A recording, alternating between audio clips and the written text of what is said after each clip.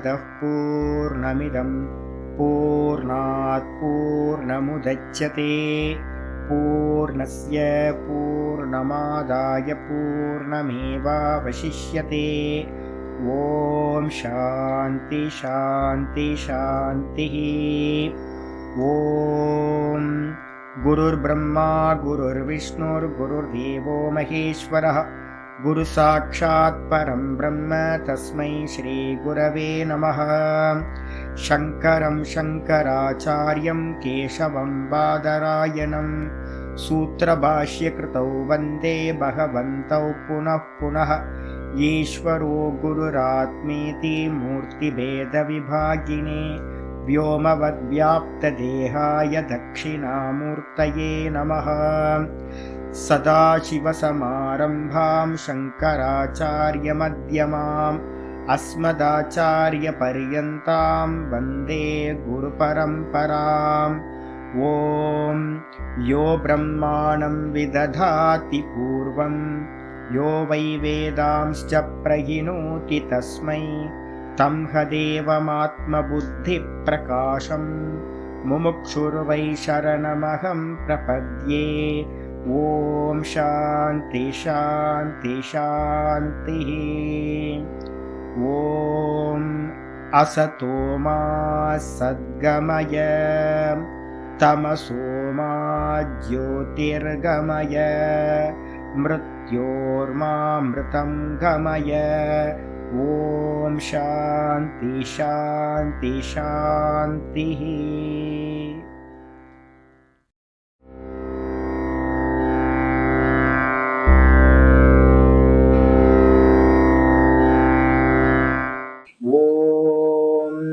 गुरुर्ब्रह्मा गुरुर्विष्णुर्गुरुर्देवो महेश्वरः गुरु साक्षात् परं ब्रह्म तस्मै श्री गुरवे नमः। ओम वन्दे गुरूणां चरणारविन्दे सन्दर्शित स्वात्मसुखावबोधे निःश्रेयसे जाङ्गलिकायमाने संसारहालाहलमोहशान्त्यै। योगेन चित्तस्य पदेन वाचां मलं शरीरस्य च वैद्यकेन योपाकरोतं प्रवरं मुनीनां पतञ्जलिं प्राञ्जलिरानतोऽस्मि।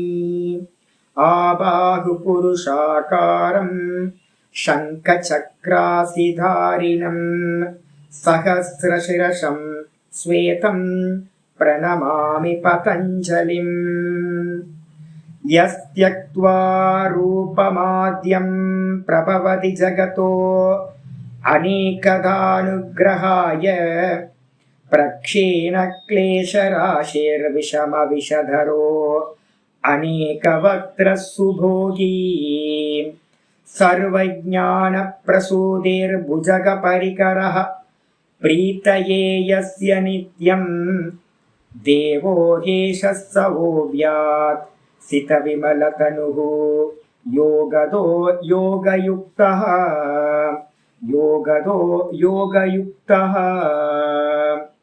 ओम अथ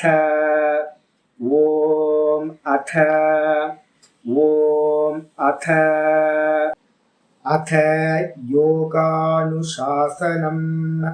अथ योगानुशासनम्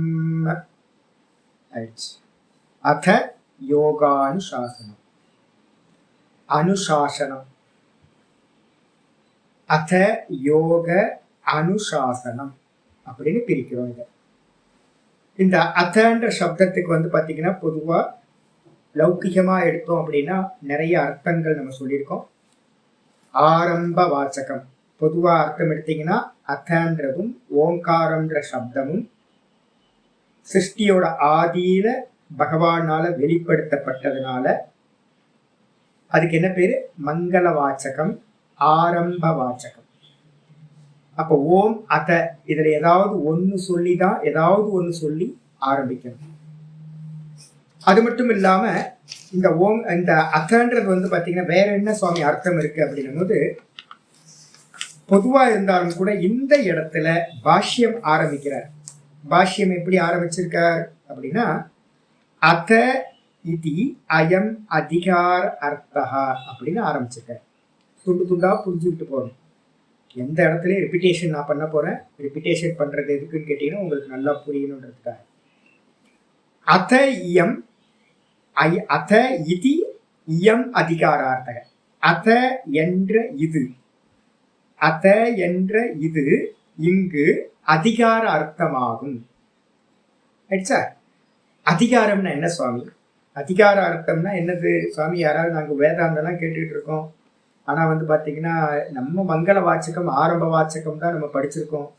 இதுல புதுசா அதிகார அர்த்தம் அப்படின்னு கேள்வி கேட்டீங்க அப்படின்னா, சூத்திரத்துக்கு வந்து பார்த்தீங்கன்னா நிறைய வெரைட்டியான சூத்திரம் இருக்கு. நம்ம வந்து பார்த்தீங்கன்னா சூத்திரங்கள் தான் ஒரே மாதிரி தான் எடுத்துட்டு இருக்கோம். சூத்திரத்தோட லட்சணம் நான் உங்களுக்கு சொல்லி கொடுத்துருக்கேன் போன கிளாஸ்ல. சூத்திரம்னா எப்படி இருக்கணும் அப்படின்னு கேட்டீங்கன்னா, அல்பாட்சரம் அசந்திக்தம் சாரவத்து விஸ்வதோமுகம் அஸ்தோபம் அனவத்தியம் சூத்திரம் சூத்திர விதோ விதுகுன்னு ஒரு சூத்திரம் சொல்லியிருக்கேன். சூத்திரம்னா எப்படி இருக்கணும்? கிறிஸ்பியா இருக்கணும். அல்பாட்சரம் ஒன்று. ரெண்டாவது வந்து பாத்தீங்கன்னா அசந்திக்தம்.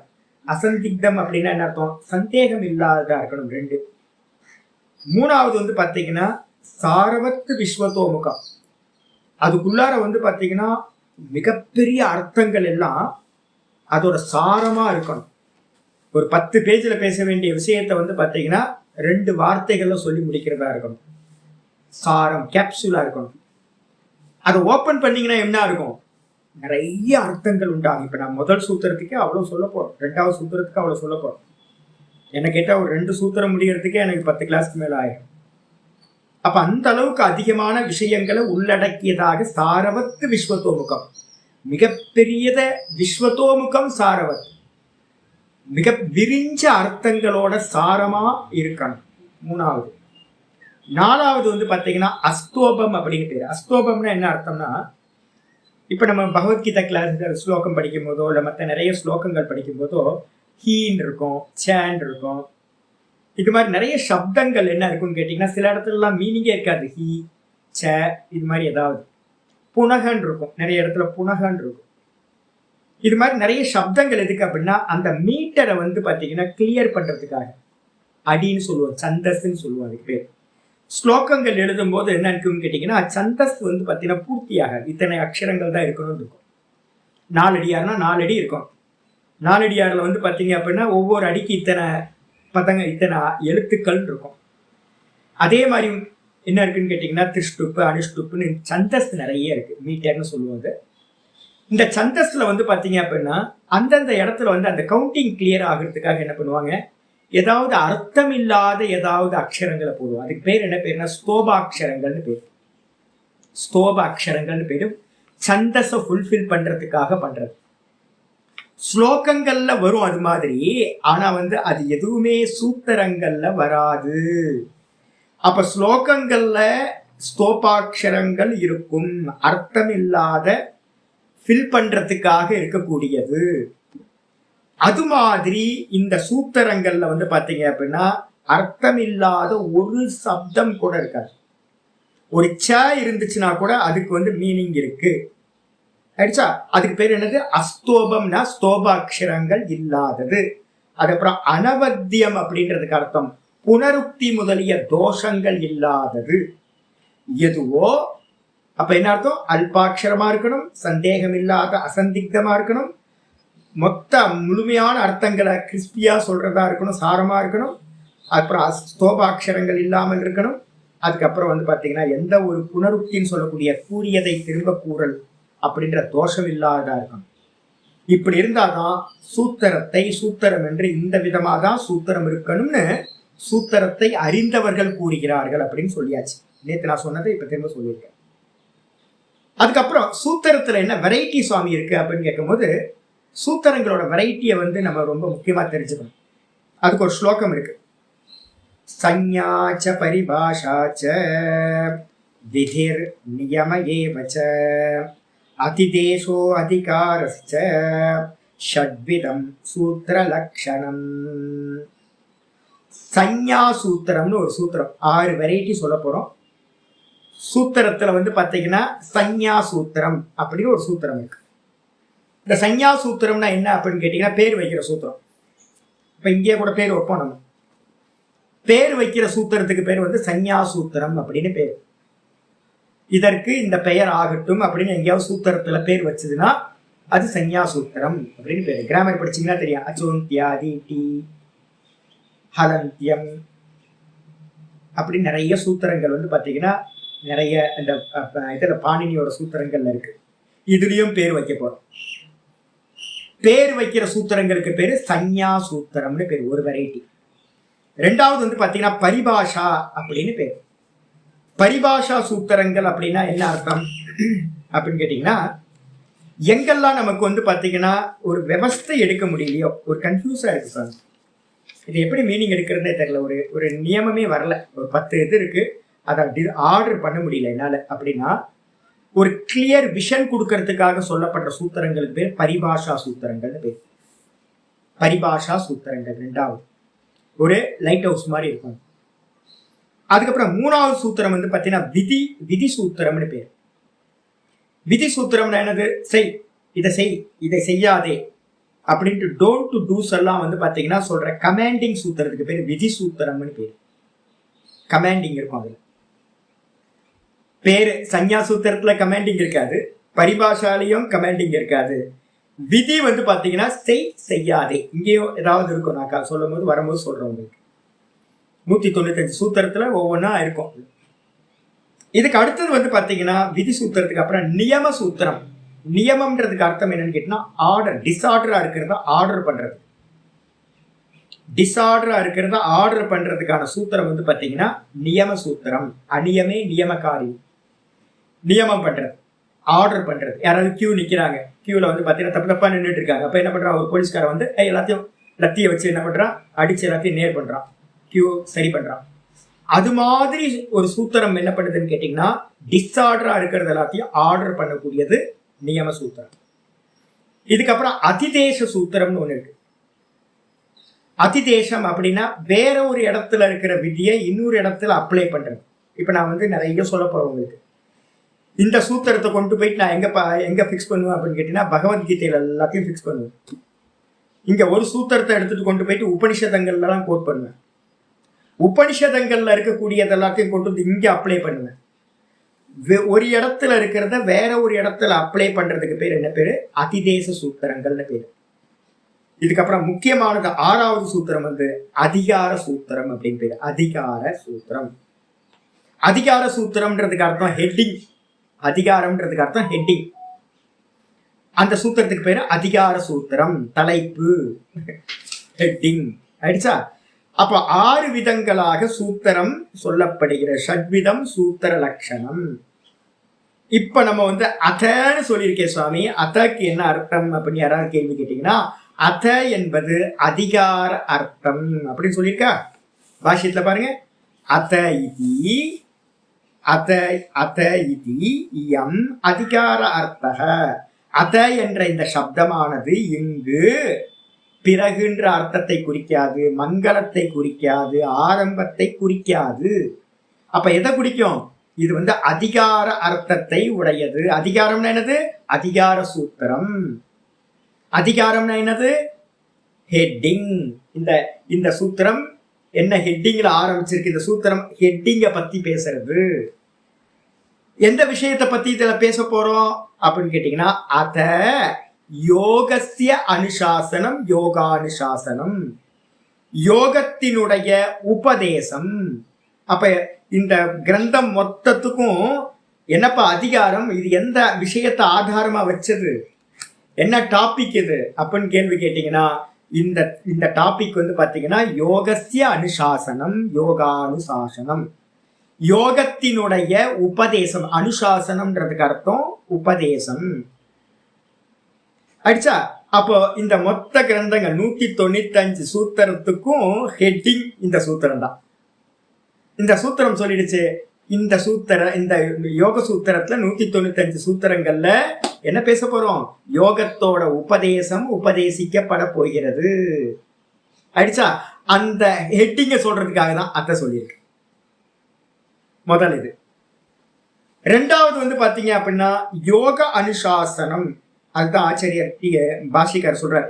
யோக அனுசாசனம் சாஸ்திரம் அதிகிருதம் வேதித்தவ்யம். அந்த அத்தாக்கு தான் மீனிங் பண்ற. யோகத்தினுடைய பரம்பரை உபதேசம். அனுசாசனம்னா என்ன அர்த்தம்? பரம்பரையான உபதேசம். அதுதான் சாஸ்திரம். அந்த சாஸ்திரத்தை ஆதாரமாக கொண்டது இந்த கிரந்தம், யோகா சூத்திர கிரந்தம் அப்படின்னு வேதித்தவ்யம், அறிந்து கொள்ள வேண்டும். அத்தாக்கு மீனிங் சொல்லியாச்சு. புரிஞ்சுங்க, திரும்ப கேட்டீங்கன்னா புரியும். சரி, ரெண்டாவது சப்தம் இருக்கே சுவாமி, யோக அனுசாசனம் இருக்கா? அந்த யோகம்னா என்ன சுவாமி? இந்த மொத்த வேதாந்தத்துக்கும் இதான் இருக்கு. யோகம்னா என்ன சுவாமி அப்படின்னா யோகா சமாதி. யோகா சமாதி. எதெல்லாம் ஹைலைட் பண்ணணுமோ அதெல்லாம் ஹைலைட் பண்ணிக்கங்க.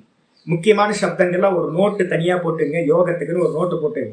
ரொம்ப கேட்சிங்கான சப்தங்கள்லாம் இருக்கும், அதெல்லாம் லைட் ஹவுஸ் மாதிரி டக்கு நமக்கு ஞாபகத்துக்கு வரணும். யோகா சமாதி. யோகம் என்றால் சமாதி. ஐயோ, நம்ம பண்ற யோகாசனத்துக்கெல்லாம் நம்ம யோகம் சொல்லிட்டு இருக்கோமே சுவாமி, யோகம் பண்றோம் அப்படின்னு. பிராணாயாமம் பண்ணா, யோகம் பண்ணா, கண்ண மூடி உட்கார்ந்தா, எல்லாத்துக்கும் நம்ம வந்து யோகம் சொல்றோமே அப்படின்னு கேட்டீங்கன்னா, லட்சியம்தான் வந்து யோகம் சமாதின்றது. அதை அடையறதுக்கான சாதனங்களுக்கு பேரும் யோகம். ஒரு டாக்டருக்கு வந்து பாத்தீங்க அப்படின்னா என்ன பண்றாரு அப்படின்னு கேட்டீங்கன்னா, 5 வருஷம் படிச்சு முடிச்சதுக்கு அப்புறம் தான் டாக்டர், MBBS டாக்டர் ஆகுறாரு. ஆனா வந்து பாத்தீங்கன்னா ஃபர்ஸ்ட் இயர் ஜாயின் பண்ணும் போதே அவர் என்ன பண்றாரு, அவர் டாக்டருங்க அப்படின்னு வீட்டுல எல்லாம் சொல்லுவோம்ல, என் பையன் டாக்டர் என் பையன் டாக்டர் அப்படின்னு. டாக்டர் படிக்கிறான்றது கூட வந்து பாத்தீங்கன்னா சொல்றது இல்லை. டாக்டர் வக்கீல், அவர் வக்கீல் படிச்சுக்கிட்டு இருக்காரு. அப்ப சாதனத்திலேயே கூட சாத்தியத்தை பத்தி பிரயோகம் இருக்கு. எக்ஸாம்பிள் என்ன சொல்லியிருக்கோம்? ஆயுர்வை கிருதம். கிருத்தம்னா நெய். நெய்யுக்கு ஆயுள் என்று பெயர். ஏன்பா நெய்யுக்கு போய் ஆயுள்னு பேர் வைப்பானா அப்படின்னு கேட்டீங்கன்னா, நெய் சாப்பிட்டீங்க அப்படின்னா ஆயுள் விருத்தி ஆகும். அப்ப ஆயுளை விருத்தி பண்ணக்கூடிய நெய்யுக்கு பேரு ஆயுள்னு பேர் வச்சாச்சு. சாத்தியத்தையே சாதனத்துக்கு பேர் வைக்கிறது. அப்ப காரணத்தை காரியத்துல சொல்றது, இது மாதிரி சொல்றது. அதான் இங்க வந்து பாத்தீங்கன்னா யோகம் என்றால் சமாதி. அந்த சமாதியை அடையிறதுக்காக நீங்க என்னெல்லாம் பண்றீங்களோ, ஆசனத்துல இருந்து பிராணாயாமத்துல இருந்து யம நியம ஆசன பிராணாயாம பிரத்யாகாரம் தாரண தியான, இந்த 7 அனுஷ்டானத்துக்கும் பேரு சமாதி. எட்டாவது அடையிறதுக்கு நம்ம பண்ற 7 ஐட்டத்துக்கும் பேரும் யோகம் அப்படின்னு பேரு. ஆனா என்ன பேர் சேர்த்துப்போம்? யோக அனுஷ்டானம்னு சேர்த்துப்போம். என்ன சேர்ப்போம்? யோக அனுஷ்டானம்னா 7க்கு பேர் வந்துடும். இந்த அனுஷ்டானத்து மூலமா நம்ம எதை அடைய போறோம்? சமாதி. அப்ப அந்த சமாதி தான் வந்து பாத்தீங்கன்னா 8வதா இருக்கக்கூடிய சமாதிக்கு பேரு தான் யோகம் அப்படின்னு பேரு. மனசுல நல்லா புரிஞ்சுக்கணும். யோக சமாதி. யோகம் என்றால் சமாதி. சாமி எனக்கு சமாதின்னு என்னன்னே தெரியாது சாமி அப்படின்னு கேட்டீங்கன்னா, உங்களுக்கு வந்து பாத்தீங்கன்னா நிறைய நான் வந்து அடுத்தடுத்த பேஜில் கொடுக்குறேன். 14th பேஜில் கீழே பாருங்க, மதுவர்ஷினி யோக வர்ஷினின்னு ஒரு வியாக்கியானம் பண்றேன் நான். அதுல வந்து பாத்தீங்கன்னா உங்களுக்கு சொல்லியிருக்கு. 14வது பேஜில் கீழே பாருங்க, நடுவுல சமாதி சமதாவஸ்தா யோக தத்துவோபனிஷத்துன்னு ஒரு உபனிஷத்து இருக்கு. நான் நிறைய உபனிஷத்துலாம் கோட் பண்ண போறேன். ஏன்னு கேட்டீங்கன்னா, உங்களுக்கு இந்த வேதாந்தம் படிக்கிறவங்க எல்லாம் என்ன பண்ணிட்டாங்கன்னு கேட்டீங்கன்னா, நார்த் இந்தியாவிலலாம் கிளியரா போயிட்டு இருக்கு. நார்த் இந்தியாவில் ஷட்தர்ஷனம் படிப்போம். 6வது அதான் வந்து பார்த்தீங்கன்னா வேதாந்தத்தையே படிப்போம். ஃபர்ஸ்ட் சாங்கியம், 2வது யோகம், 3வது வந்து பார்த்தீங்கன்னா நியாயம் வைசேஷிகம், 4வது 5வது பூர்வ மீமாம்சா, 6வது தர்ஷனம் தான் வேதாந்தம். இப்போ நம்ம தமிழ்நாட்டுக்குள்ளார என்ன ஆகிப்போச்சு தெரியுங்களா? எல்லாம் shortcut, 2 minutes noodles, Maggi noodles மாதிரி வேதாந்தத்தை கொடுத்தாச்சு. என்ன போட்டாங்க அப்படின்னு கேட்டால், யோகம் தேவையில்லை, அது தேவையில்லை, இது தேவையில்லை, ஒழுங்காக படிக்கவே முடியாது. அதனால வந்து பார்த்தீங்க அப்படின்னா யோகம் வந்து நான் நிறைய உபனிஷத்து பகவத்கீதையெல்லாம் கோட் பண்ண போறேன். கிளாரிட்டி கிடைக்கும். யோகம்னா சமாதின்னு சொல்லிட்டீங்க, புரியுது சாமி. யோகம்னா என்னது? சமாதி. சமாதினா என்ன சாமி? கேள்வி கேட்கணும். நீங்க நானும் கேட்க மாட்டேன். நீங்க கேள்வி கேட்டாதான் அறிவு நல்ல விருத்தியாகும். எந்த விஷயமா இருந்தாலும் உடனே கேள்வி கேட்கணும். சாமி இது என்ன, ஏன், எதுக்கு, எப்படி கேள்வி கேட்டுக்கிட்டே இருக்கும். யோகம்னா சமாதி. ஓகே சுவாமி, சமாதினா என்ன சுவாமி? தெரியாது சாமி எனக்கு. சமாதின்றதுக்கு அர்த்தமே வந்து பாத்தீங்கன்னா யோக தத்துவ உபனிஷத்து சொல்றது சமாதி சமதாவஸ்தா. சமாதி என்பது சமநிலைக்கு பேரு சமாதி. இன்னைக்கு காலையில் நம்ம சொல்லிட்டு இருக்கோமா, சுகதுக்கே சமே கிருத்வா லாபாலாபௌ ஜயாஜயோ ததோ யுத்தாய யுஜ்யஸ்வ நைவம் பாபம் அவாப்ஸ்யசி சொல்லிட்டு இருக்கோமா. சமநிலை, மனசோட சமநிலைக்கு பேர் வந்து பாத்தீங்கன்னா யோகம், சமாதி என்று பெயர். சமநிலையில இருக்கிறதுக்கு பேர் தான் யோகம். அதுதான் யோக புத்தின்னு நம்ம வந்து கீதால படிச்சுட்டு இருக்கோம். அப்ப யோகம் என்றால் சமாதி, சமாதி என்றால் சமநிலை. எது சமநிலையா இருக்கணும்? ஆத்மா சமநிலையில இருக்கிறதா? எப்பவுமே ஆத்மா சமாதி தான். ஆத்மா எப்பவுமே சமாதியில தான் இருக்கு, அசையாம இருக்கு, அச்சல தத்துவமா ஆத்மா இருக்கு. அப்ப ஆத்மாவுக்கு சமாதி தேவையில்லை. நல்லா தெரிஞ்சுங்க, ஆத்மாவுக்கு சமாதி தேவையில்லை. அப்ப சமாதி எங்க நடக்க வேணும் அப்படின்னா, எங்க சமம் இல்லையோ அங்கதான் சமாதி நடக்கும். எங்க சமம் இல்லை? இந்த மனசுல சமம் இல்லை. மனசு சதா வந்து பாத்தீங்கன்னா கொந்தளிச்சுக்கிட்டே இருக்கு, அதுல ஏகப்பட்ட தாட்ஸ் வந்துகிட்டே இருக்கு, அதுக்கு பேஸா வந்து நிறைய சங்கல்பங்கள் இருக்கு, அதுக்கு பின்னாடி வாசனைகள் இருக்கு. அப்ப இந்த மனசு வந்து பாத்தீங்கன்னா சதா நான் ஸ்டாப்பா வந்து பாத்தீங்கன்னா அசைஞ்சுக்கிட்டே சஞ்சலிச்சுக்கிட்டே இருக்கு. அதனால என்ன நடக்குது? எல்லா ஜீவராசிகளுக்கும் துக்கம் சம்பவிக்குது. அப்ப இந்த மனசை வந்து பாத்தீங்கன்னா ஆடாம பண்ணினீங்கன்னா என்ன நடக்கும் அப்படின்னு கேட்டீங்கன்னா சமதாவஸ்தா கிடைச்சிடும், சமநிலை கிடைச்சிடும். இந்த மனசை ஆடாம பண்ணினா உண்டாகிற அந்த ஆடாத அவஸ்தைக்கு பேர் தான் என்ன பேரு? சஞ்சலம் இல்லாத நிலைக்கு பேர் தான் சமாதி. மனசு சஞ்சலம் இல்லாம காற்றில் வைக்கப்பட்ட தீபம் போன்று இருந்துச்சு அப்படின்னா அதுக்கு பேரு சமாதி என்று பெயர். பகவத்கீதையில வந்து பாத்தீங்கன்னா 6வது அத்தியாயத்துல, பகவத்கீதால 6வது அத்தியாயத்துல ஆச்சாரியார் சொல்றார் 6:19 6வது அத்தியாயம் 19வது ஸ்லோகத்துல என்ன சொல்லப்பட்டிருக்கு அப்படின்னா, யதா தீபோ நிவாதஸ்தே நேங்கதே சோபமா ஸ்மிருதா யோகினோ யத சித்தஸ்ய யுஞ்சதோ யோகமாத்மனஹ. ரொம்ப அருமையான கிளியரானது. காற்றுல வைக்கப்பட்ட தீபம் எப்படி இருக்கும்? காற்றுல வைக்கப்பட்ட தீபம் வந்து ஆடிக்கிட்டே இருக்கும். இதே நேரத்துல வந்து பாத்தீங்கன்னா யதா தீபோ நிவாதஸ்தா, எந்த தீபமானது காற்றில்லாத இடத்துல வைக்கப்பட்டிருக்கோ. என்னோட தீபத்தை நான் பார்க்கிறேன் இப்ப லைட்டா. மேல வந்து பாத்தீங்கன்னா ஃபேன் ஓடிட்டு இருக்கு, மேல வந்து ஒரு கூடு போட்டிருக்கிறதுனால என் தீபம் வந்து பாத்தீங்கன்னா அப்படியே இருக்கு. ஆனாலும் ஹோல்ஸ் இருக்கிறதுனால லைட்டா ஒரு அசைவு இருக்கு. இப்ப நான் ஃபேன் ஆஃப் பண்ணிட்டேன் அப்படின்னா அந்த தீபம் எப்படி இருக்கும்? வெளியில காத்து இல்ல, உள்ளேயும் டிஸ்டர்பன்ஸ் இல்ல, தீபத்தை சுத்தி ஒரு கூடு போட்டிருக்கு, கண்ணாடி கூடு. அதனால அந்த தீபம் எப்படி இருக்கும்? ஆடாம. அப்ப ஆடாம இருக்கும், ஆனா பிரகாசிக்குமா? ஆமா, பிரகாசிக்கும். பிரகாசம் இருக்கும், ஆனால் ஆடாம இருக்கும். அதே மாதிரி இந்த மனசு வந்து பாத்தீங்கன்னா ஆடாம இருந்துச்சு அப்படின்னா, அந்த ஆடாம இருக்கும்போது என்ன இருக்கும்? பிரகாசம் மாதிரி அவேர்னஸ் இருக்கும். அதுல அந்த மனசுல வந்து அவேர்னஸ் இருக்கும், பிரகாசம் இருக்கும், ஆனா ஆடாது. அப்ப ஆடாத மாதிரி இந்த மனசை நம்ம பண்றதுக்கு பேர் தான் சமாதி. சமாதியில இருக்கிற சித்தம், மனசு எப்படி இருக்கும்னா தீபம் மாதிரி ஆடாமல் இருக்கும். அதுக்கு உபமையா சொல்லப்படுகிறது. யோகினோ யதசித்தஸ்ய, யோகியினுடைய அடக்கப்பட்ட மனதானது, யோகியினுடைய அடக்கப்பட்ட மனதானது என்ன பண்ணுது அப்படின்னு கேட்டீங்கன்னா, நல்லா வந்து பாத்தீங்க அப்படின்னா அடங்கியதாக, யோகத்தோடு கூடுகின்றதாக இருக்கிறது அப்படின்னு சொல்லியாச்சு. அப்போ நல்லா புரிஞ்சுங்க, மனச வந்து ஆடாம பண்ணுனா அதான் சமாதி. சரி, அது எதுக்கு ஈக்குவலா இருக்கும்? சமதாவஸ்தான சமநிலைனாவே எதுக்கு சமம்னு கேள்வி வரும்ல. எதுக்கு சமம் சுவாமி அப்படின்னு கேட்டீங்கன்னா, நான் கான்சியஸ்னஸ் இருக்கா, நான். இந்த நானுக்கு பக்கத்துல இருக்கிறது எதுன்னு கேட்டீங்கன்னா, இந்த மனசு வந்து பாத்தீங்கன்னா நானுக்கு பக்கத்துல இருக்கு. நான் பக்கத்துல மனசு, அதுக்கப்புறம் அதுக்கு பக்கத்துல இந்த தேகம், அதுக்கப்புறம் இந்த லோகம். இப்படிதான் ஸ்டெப்ஸ் இருக்கு. இந்த மீடியேட்டர் எது அப்படின்னு கேட்டீங்கன்னா, இந்த உலகத்தை அறியறதுக்கான மீடியேட்டர் எது? இந்த மனசு. மனசு இல்லைன்னா நம்ம எதையுமே அறிய முடியாது. அப்ப இந்த மனசு என்ன பண்ணிட்டு இருக்கு?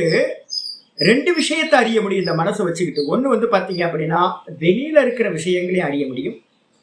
அதே மாதிரி இந்த மனசு உள்ள இருக்கக்கூடிய அந்த ஆத்மாவையும் நம்ம அறிய முடியும். இந்த 2 பண்ண முடியும்.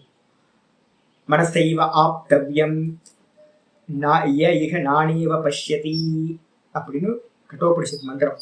மனதினால் இது அறியத்தக்கது. எப்படிப்பட்ட மனசு அப்படின்னு கேட்டீங்கன்னா, இந்த மனசு வெளியில இருக்கக்கூடிய விஷயங்களுக்கு ஏத்த மாதிரி சதா காலமும் சலிச்சுக்கிட்டே இருக்கு, சஞ்சலமாவே இருக்கு.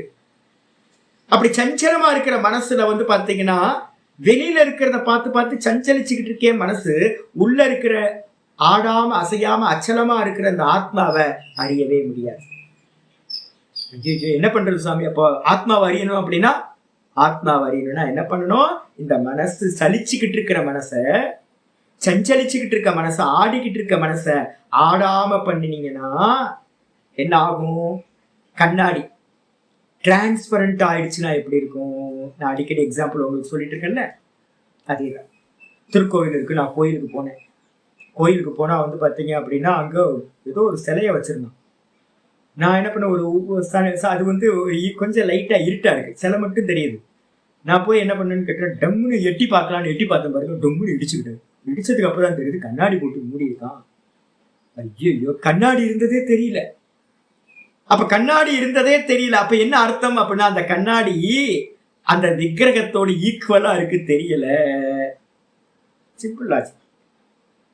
அதே மாதிரி இந்த மனசு ஆடாம எந்த விஷய சிந்தனையும் இல்லாம இருந்துச்சு அப்படின்னா அது எப்படி இருக்கும் அப்படின்னு கேட்டீங்கன்னா, ஆத்மாக்கு சமமா ஆச்சு அப்படின்னா அந்த ஆத்மாக்கு சமமா இருக்கிற நிலைக்கு பேரு தான் என்ன பேரு? சமாதி. சமாதின்றதுக்கு அர்த்தம் என்னன்னு கேட்டீங்கன்னா, திரிபுட்டி ரஹிதம் அப்படின்னு சொல்லுவோம். இன்னொரு லட்சணம் எழுதி என்னமா,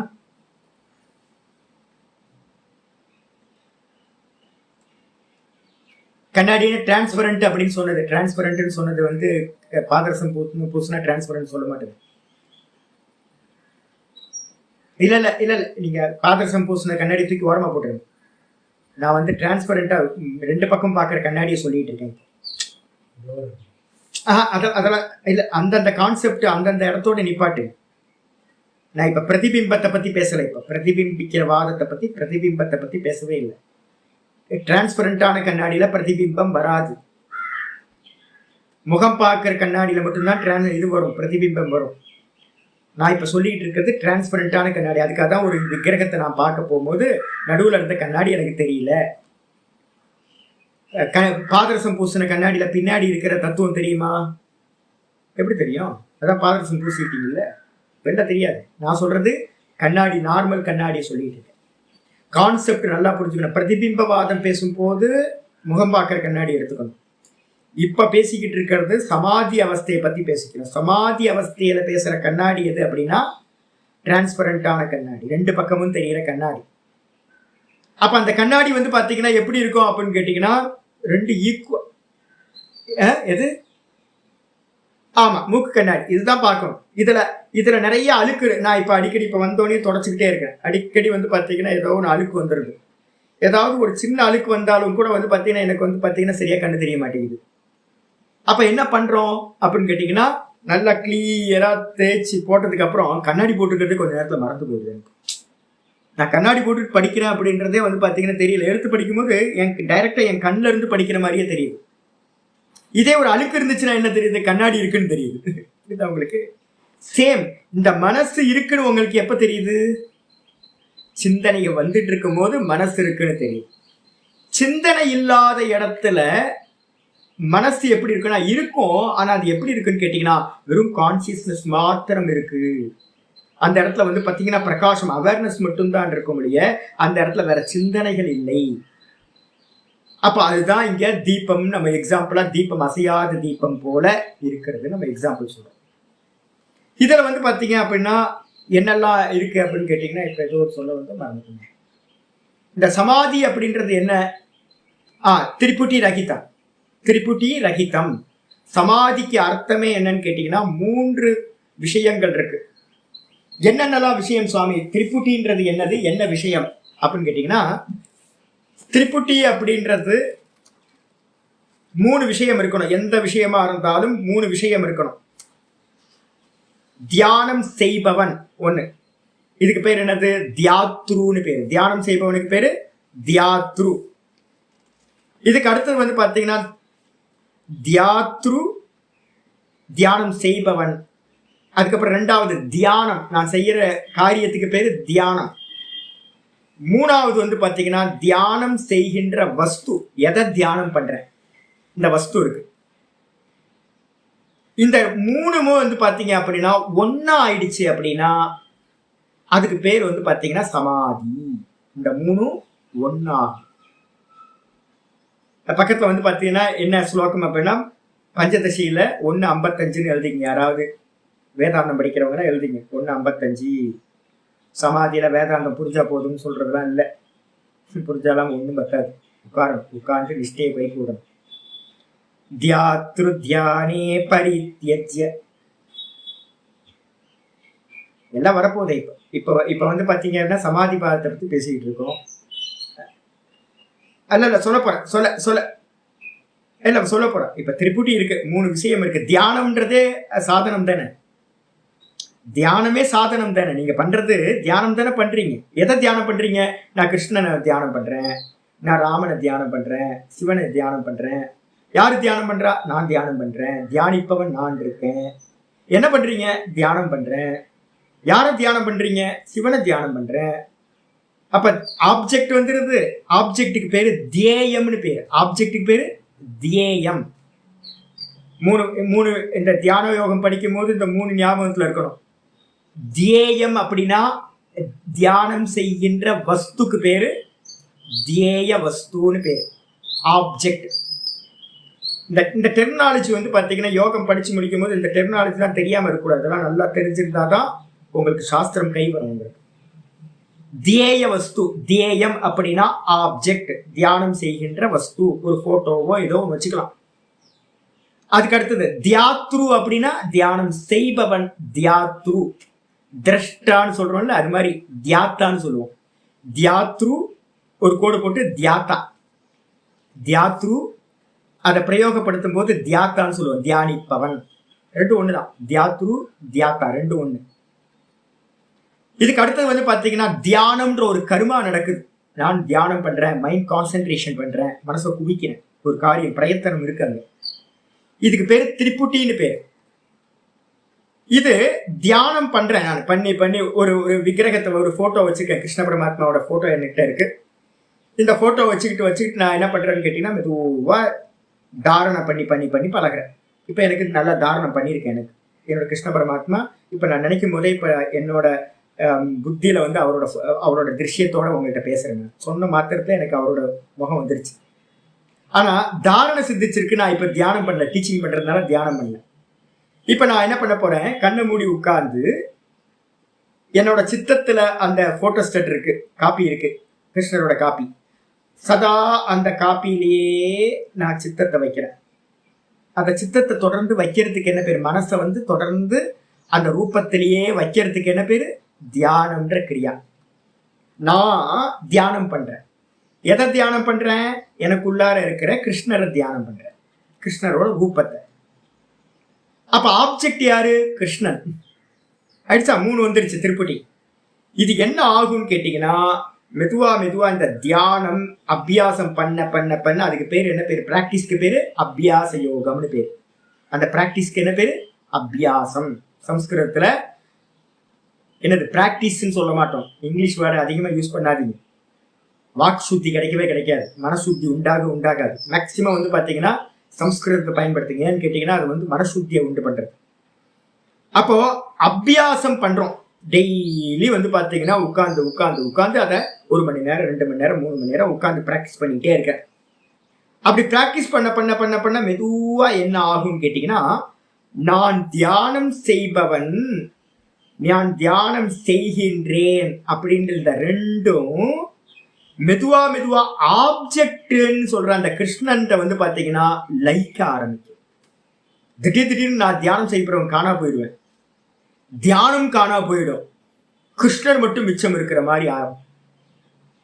இப்படி ஆச்சு அப்படின்னா அதுக்கு பேர் தான் வந்து பார்த்தீங்கன்னா, எந்த சமயத்துல இது பர்ஃபெக்டா வந்து பார்த்தீங்கன்னா வெறும் கிருஷ்ணர் மட்டும் இருக்கார், தியானம் செய்கின்ற நான் இல்லை, தியானமும் இல்லாம போச்சு, ரெண்டும் போயிட்டு ஒரே ஒரு வஸ்து தேய வஸ்துவா இருக்கிற ஆப்ஜெக்ட் மட்டும் இருந்துச்சு அப்படின்னா அந்த நிலைக்கு பேர் என்ன பேரு? சமாதி.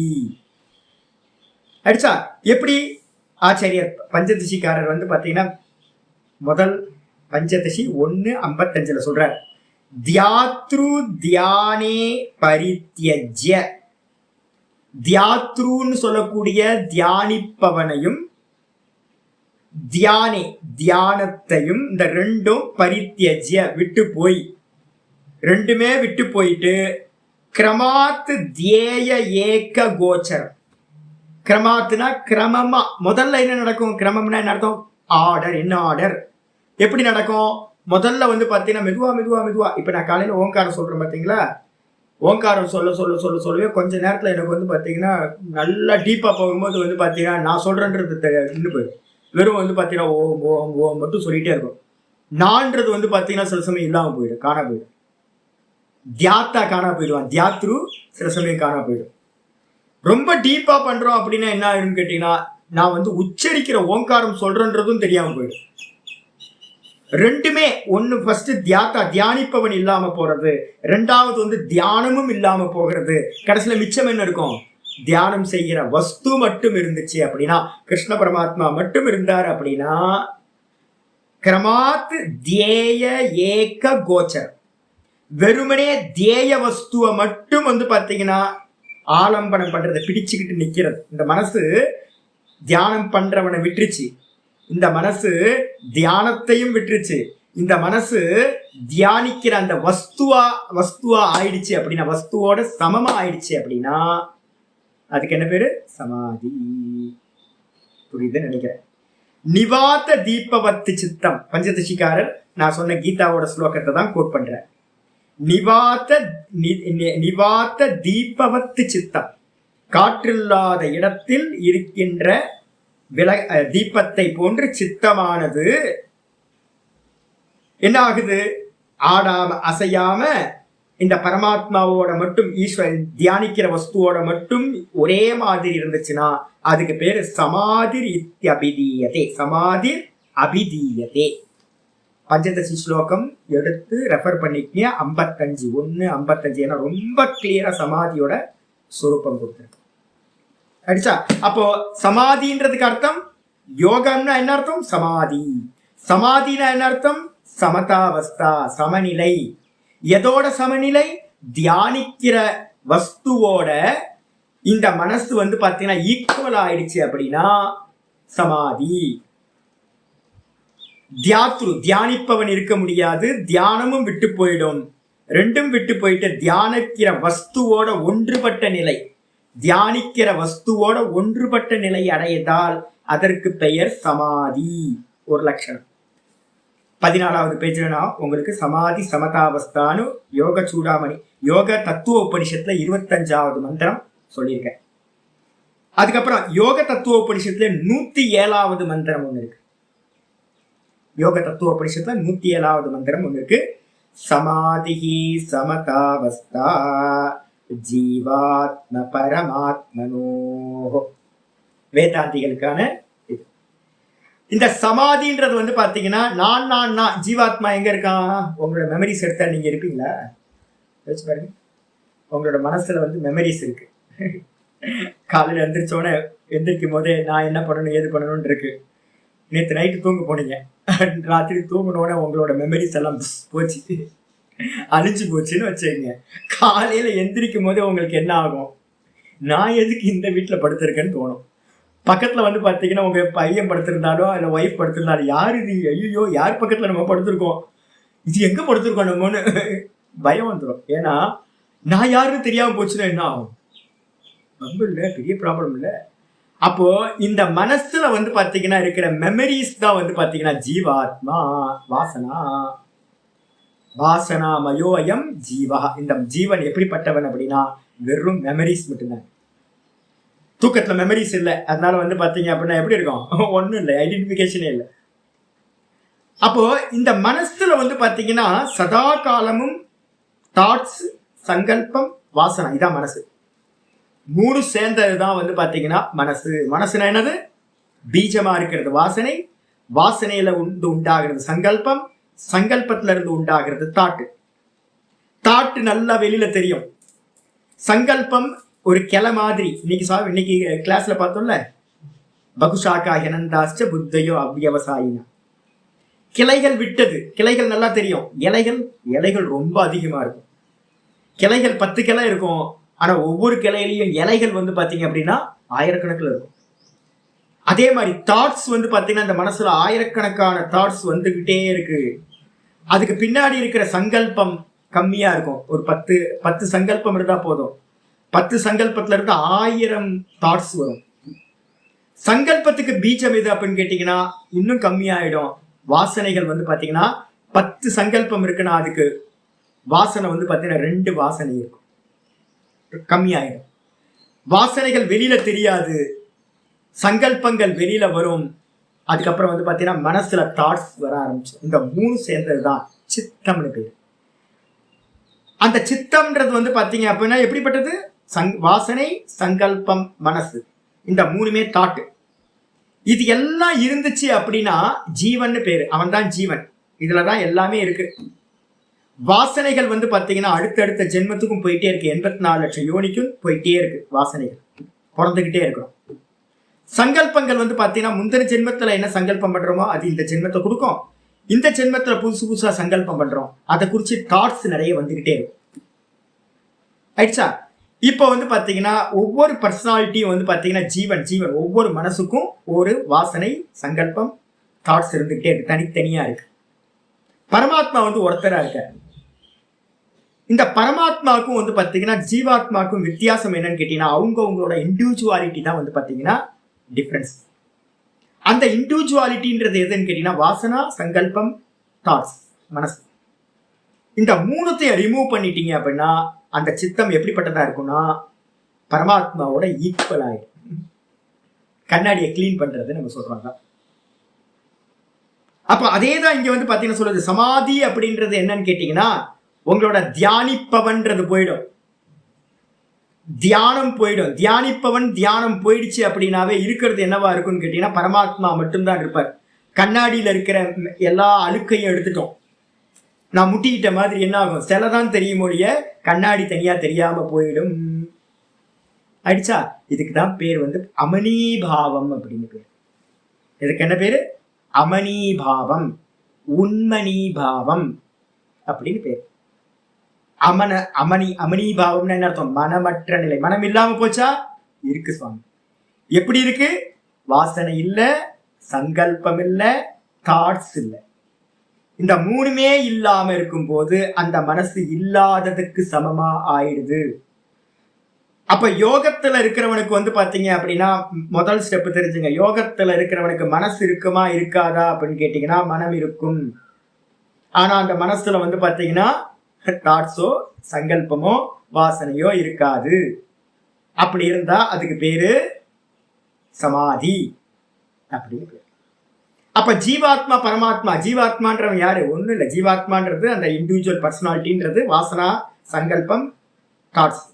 இதை எடுத்துட்டீங்க அப்படின்னா அந்த கண்ணாடின்ற மனசு கண்ணாடி மாதிரி இருக்கிறது அது வந்து பாத்தீங்கன்னா பரமாத்மாவோட ஒன்னான மாதிரி தெரியும். நான் எக்ஸாம்பிள் பிரத்யட்சமா தெரிஞ்சது. எனக்கு கோவிலுக்கு போனேன், நம்ம வித்யா பிரசாத்தோட தான் யாரோடய போனேன். போயிட்டு டம்முன்னு இடிச்சுக்கிட்டேன். அடுத்த முறை போகும்போது பார்க்கணும். நான் ஏதோ சந்தில் இருக்கு அப்படின்ட்டு லைட்டா அப்படி குனிஞ்சு எட்டி பார்க்கலான்னு, தலையை விட்டு பார்க்கலாம் அப்படின்னு தலையை உள்ள விடலான்னு பார்த்தேன். உள்ள போகும்போது டம்முன்னு இடிச்சுக்கிச்சு. ஏன்னு கேட்டீங்கன்னா கண்ணாடி தெரியல. இப்ப கண்ணாடி என்ன வாச்சு? கண்ணாடி வந்து பாத்தீங்கன்னா அந்த விக்கிரகத்தோட ஒன்னா ஆயிடுச்சு. சொல்லாம அப்படி. அதே மாதிரி இப்ப இந்த கண்ணாடியை வைக்கிறேன். இந்த கண்ணாடியை வந்து வச்சோன்னே நான் வந்து பாத்தீங்கன்னா ஃப்ரேம்லெஸ் ஆக்கிட்டேன். ஃப்ரேம் இல்லாம இருந்துச்சுன்னா என்னாச்சு? இப்ப ஃப்ரேம் இருக்கிறதுனால எனக்கு கண்ணாடி தெரியுது. ஃப்ரேம் இல்லைன்னா இன்னும் தெரியாது. கொஞ்ச நேரம் பார்த்துட்டு இருக்கும்போது புக்கு படிச்சுட்டு இருக்கோம். புக்கு படிச்சுட்டு இருக்கும்போது இந்த கண்ணாடி இருக்கிறதே தெரியலங்க. நான் டைரக்டா கண்ணில் படிக்கிற மாதிரியே தெரியுது. இங்க பாருங்க, ஸ்பெக்ஸ் போட்டுருக்கவங்களா பாருங்க. போடும்போது தான் வந்து பார்த்தீங்கன்னா கண்ணாடியோட ஸ்புரணை நமக்கு வருது. ரொம்ப நேரம் படிக்க இப்ப படிக்கவே வந்து பார்த்தீங்கன்னா எழுத்த படிக்க ஆரம்பிச்சதுக்கு பிறகு கண்ணாடி போட்டுக்குன்றதே மறந்து போயிடுது.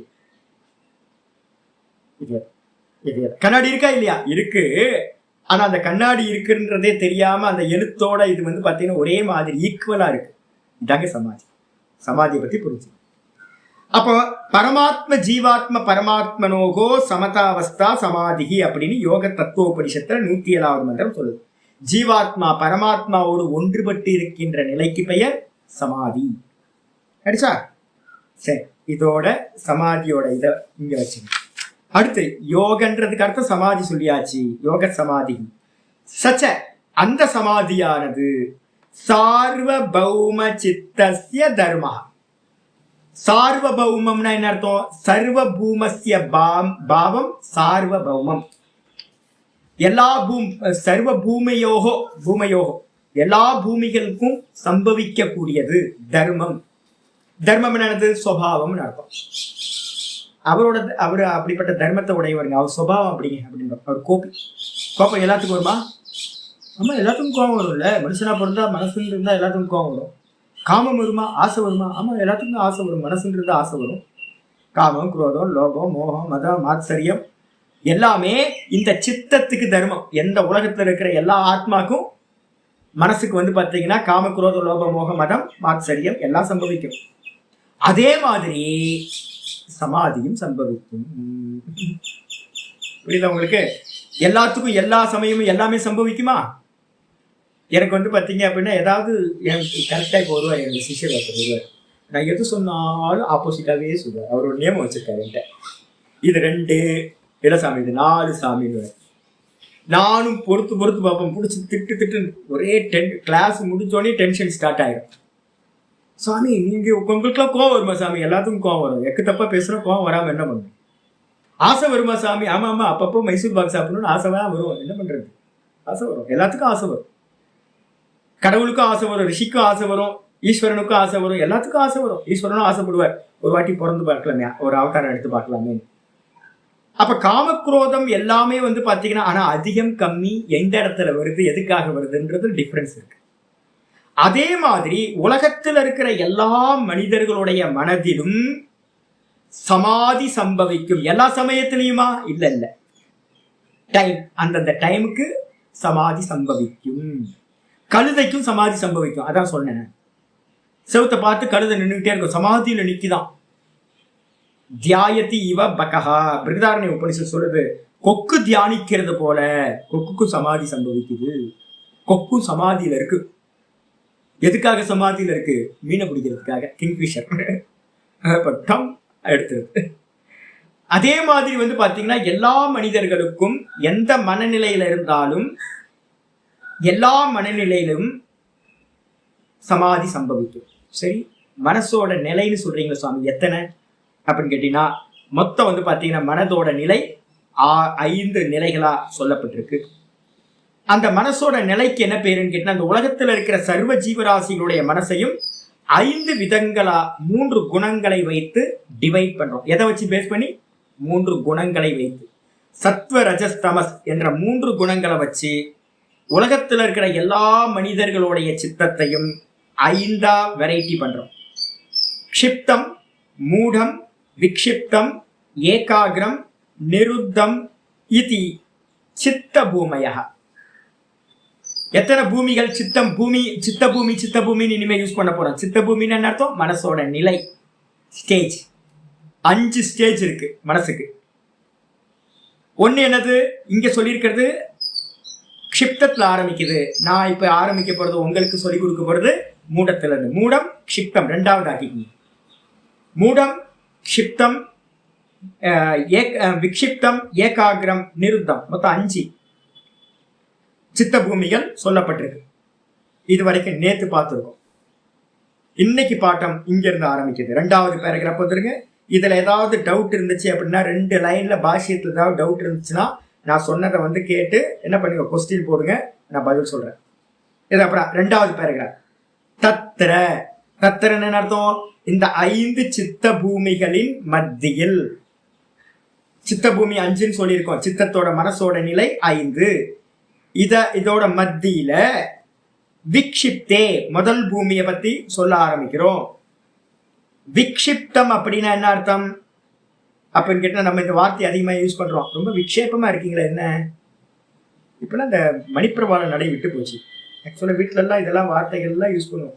விஸ்ராந்தியா இருக்கிறது, விக்ஷேபமா, என்ன விக்ஷேபமா இருக்க அப்படின்றது இதெல்லாம் இருக்கு. இப்பெல்லாம் எல்லாம் மாத்தி போச்சு, எல்லாமே போச்சு. எல்லாம் இங்கிலீஷ்லயே போயிட்டோம். எல்லா பிராமண வீட்லயே வந்து பாத்தீங்கன்னா இப்ப இங்கிலீஷ்காரங்களா ஆயிட்டாங்க. எல்லாரும் எல்லாம் தமிழே தமிழே விட்டாங்க. எல்லாம் இங்கிலீஷ், அப்புறம் எங்க சம்ஸ்கிருதம் போச்சு, எல்லாம் போச்சு, நாசமா போச்சு எல்லாம். சம்ஸ்காரம் அப்ப எப்படி உண்டாகும்? வாக்கு சம்ஸ்காரம். அப்ப என்னன்னு கேட்டீங்கன்னா, இங்க விக்ஷேபம்ன்றதுதான் வந்து பாத்தீங்கன்னா விக்ஷிப்தம்னு சொல்லப்பட்டிருக்கு.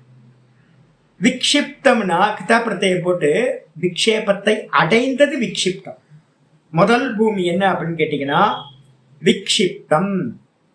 விக்ஷிப்தம் அப்படின்றதுக்கு அர்த்தம் நன்றாக விக்ஷேபத்தை அடைந்தது. விக்ஷேபம்னா தெரியல சாமி, எங்களுக்கு பிரயோகமே இல்லை சாமி. நன்றாக சஞ்சலத்தை அடைந்தது. விக்ஷேபம்ன்றதுக்கு அர்த்தம் சஞ்சலம், நல்லா ஆடிக்கிட்டு இருக்கிறது. மனசு எப்படி ரொம்ப வேகமா ஆடிக்கிட்டு இருக்கு அப்படின்னா அதுக்கு பேர் வந்து பாத்தீங்கன்னா விக்ஷிப்தம், க்ஷிப்தம்னு பேர். இதுல வந்து பாத்தீங்கன்னா ஆச்சாரியர் என்ன பண்றாரு, எத்தனாவது பூமியா இருக்கு? க்ஷிப்தம், மூடம், விக்ஷிப்தம் தான். 3வது பூமி தான் விக்ஷிப்தம் இருக்கு. ஆச்சாரியர் என்ன பண்றாருன்னா க்ஷிப்தத்தை பத்தி சொல்லல, மூடத்தை பத்தி சொல்லல, விக்ஷிப்தத்தை பத்தி 3வது பூமியில இருக்கிறது ஆரம்பிக்கிறார். இந்த விக்ஷிப்தம்ன்ற 3வது பூமி வந்து பாத்தீங்கன்னா நன்றாக சலிச்சுக்கிட்டே இருக்கிறது. யாரு? நம்ம தான். 56 பேர் இருக்கீங்கன்னா 56 + 1 57 பேரு.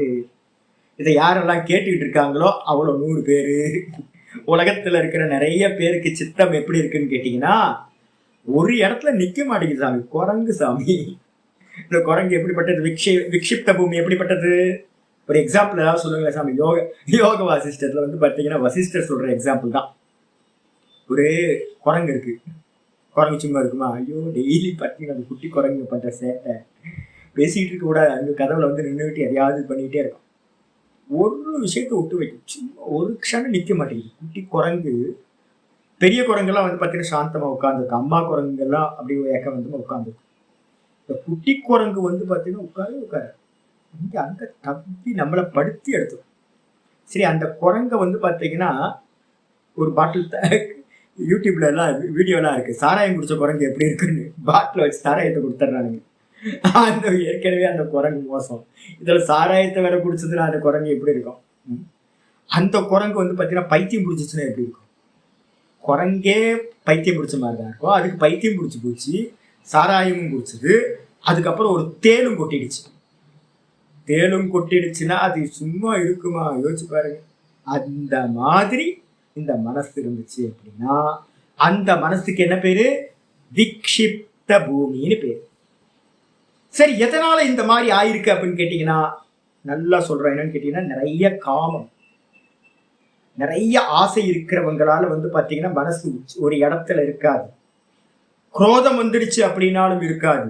லோபம் இருக்கிறவங்களுக்கும் அதே மாதிரி. நான் ஒவ்வொருத்தரா இதை நான் வார்த்தையை சொல்லும் போது எனக்கு முன்னாடி ஒவ்வொருத்தரா டும் டும்னு வந்து போயிட்டே இருக்காங்க.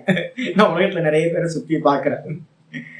காமத்தினால அப்படின்னும் போது யாரெல்லாம் நிறைய பேர் வராங்க, எப்படி இருக்காங்க? சச்சரிச்சுக்கிட்டே இருக்காங்க. குரோதத்தினாலும் போது உடனே எனக்கு டக் டக்குன்னு ஆகுது, ஐயோ எப்படி அலைவாங்க அப்பா குரோதம், அடிக்கணும் உதைக்கணும் அப்படின்னு. அவனும் மனசு சாந்தமா இருக்கவே இருக்காது. லோபம் ரொம்ப கஞ்சம், பேராசை பிடிச்சவனும் வந்து பாத்தீங்க அப்படின்னா லோபியும் அவனோட சித்தமும் அடங்கவே அடங்காது. அப்ப காமக்ரோத லோப மோகங்களால எந்த சித்தமானது வந்து பாத்தீங்கன்னா சதா சஞ்சலிச்சுக்கிட்டு இருக்கோ அந்த சித்தத்துக்கு என்ன பேரு அப்படின்னு கேட்டீங்கன்னா விக்ஷிப்த சித்தம் அப்படின்னு பேரு. ரஜோகுண பிரதானம். கரெக்டா எழுதுனீங்கன்னு அர்த்தம். காம ஏஷ குரோத ஏஷக ரஜோகுண சமுத்பவ மகாசனோ மகாபாப்மா வித்யேன மிக வைரினம். கீதால வந்து பாத்தீங்கன்னா 3:38 3:39 காமக்ரோதம் தான் வந்து பாத்தீங்கன்னா இந்த விக்ஷிப்த பூமி, இந்த மனசை வந்து சஞ்சலிக்க பண்ணுது. அந்த பூமியில தத்திர விக்ஷிப்தே சேதசி, அந்த விக்ஷிப்தம் என்ற சித்தத்தில் விக்ஷேப உபசர்ஜனி பூத்தக. விக்ஷேபம் அப்படின்னா என்ன அர்த்தம்னா, க்ஷேபம் அப்படின்னா, க்ஷேபம்னா அசைதல் அர்த்தம். வி போட்டு க்ஷேபம் போட்டீங்கன்னா விக்ஷேபம்னா ரொம்ப ஸ்பெஷலா அசைகிறதுன்னு அர்த்தம். சித்தத்தோட நேச்சர் க்ஷேபம், அசைகிறது. அதுல காமக்ரோத மோகங்கள்லாம் சேர்ந்துச்சு அப்படின்னா அது ரொம்ப ஸ்பெஷலா அசையும். அதனால அதுக்கு பேரு விக்ஷேபம்னு பேரு. அந்த விக்ஷேபத்தை உடைய பூமி மனசுல வந்து பாத்தீங்கன்னா விக்ஷேப உபசர்ஜனி பூத்தக. சித்தத்துல வந்து பாத்தீங்கன்னா விக்ஷேபம் கலந்து கூடியதா இருக்கும்போது உபசர்ஜனி அப்படின்னா சேர்ந்ததுன்னு அர்த்தம். சித்தத்தில் உபசர்ஜனம்னா என்னது? விக்ஷேப உபசர்ஜனம்.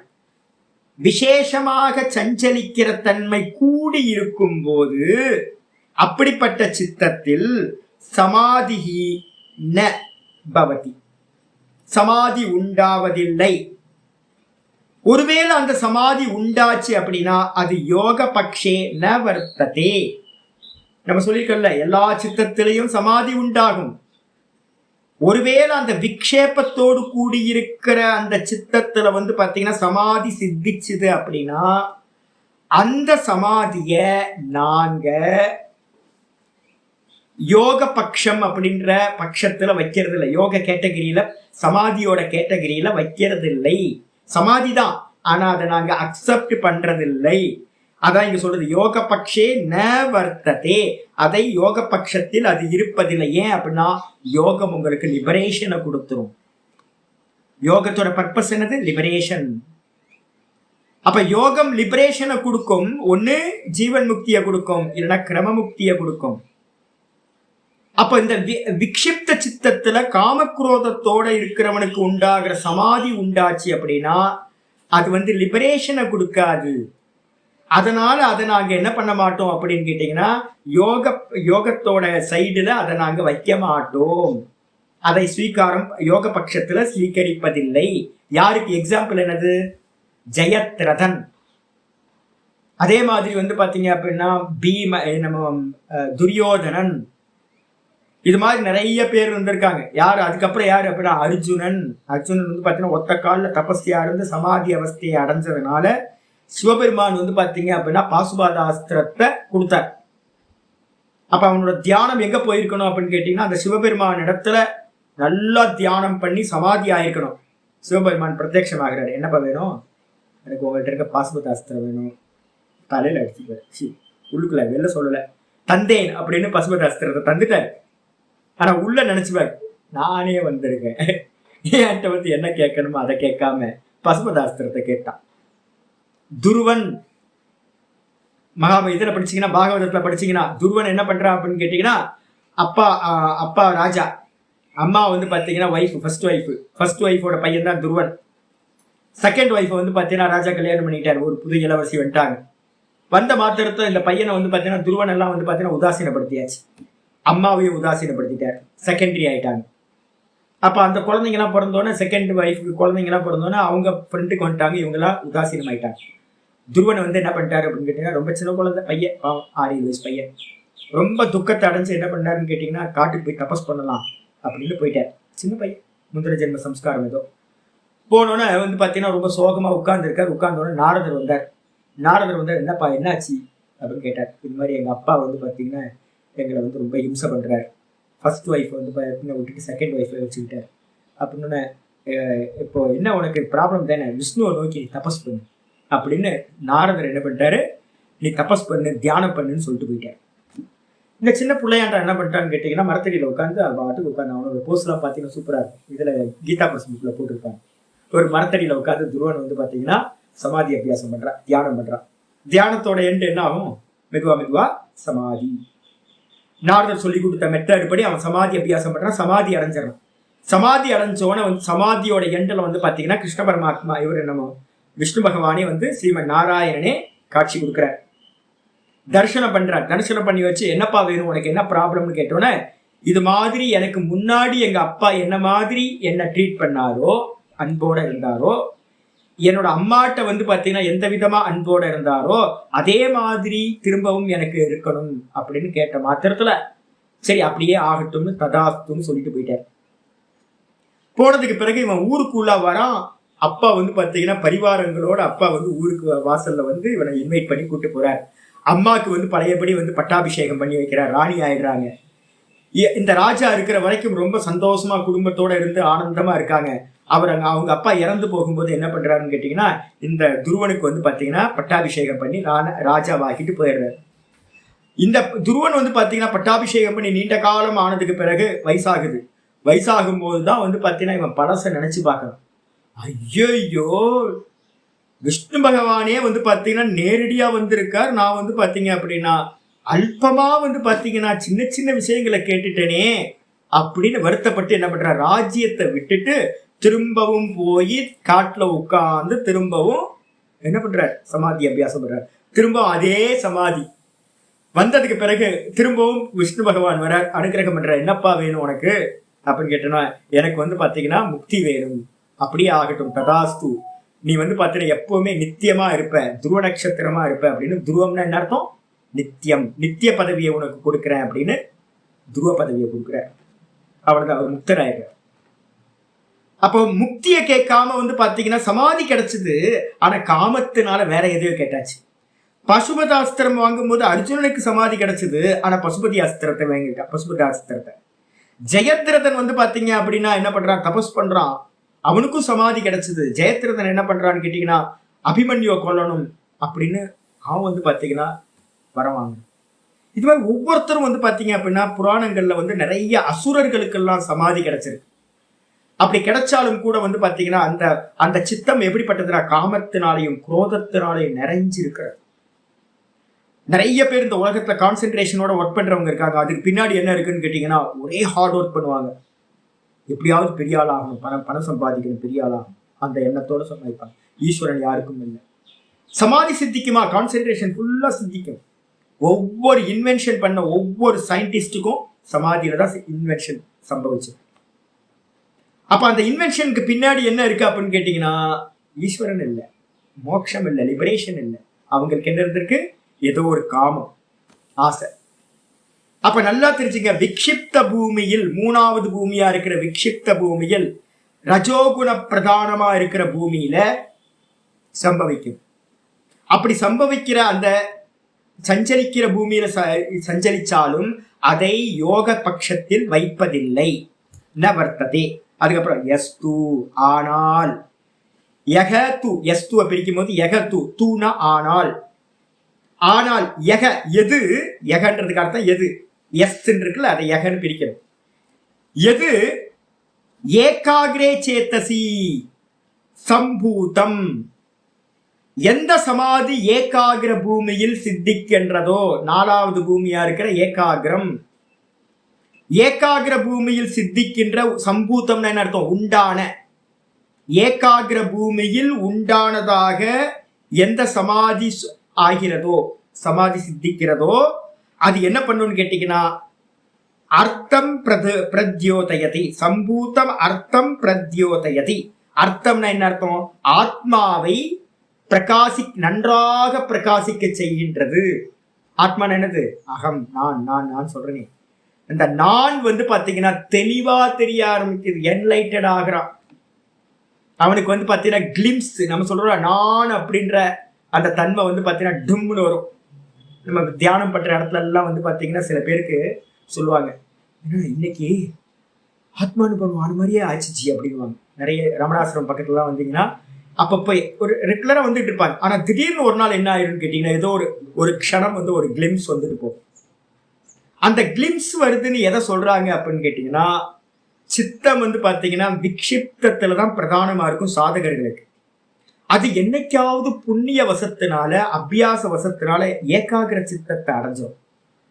அந்த ஏகாகிர சித்தத்தை அடையும் போது மனசு எப்படி ஆயிடும் கேட்டீங்கன்னா டும்னு ஒரு க்ஷணம் வந்து பாத்தீங்கன்னா மின்னல் கீற்று போல தன்னை பிரகாசப்படுத்திட்டு போயிடும் தானே ஆத்மாவை.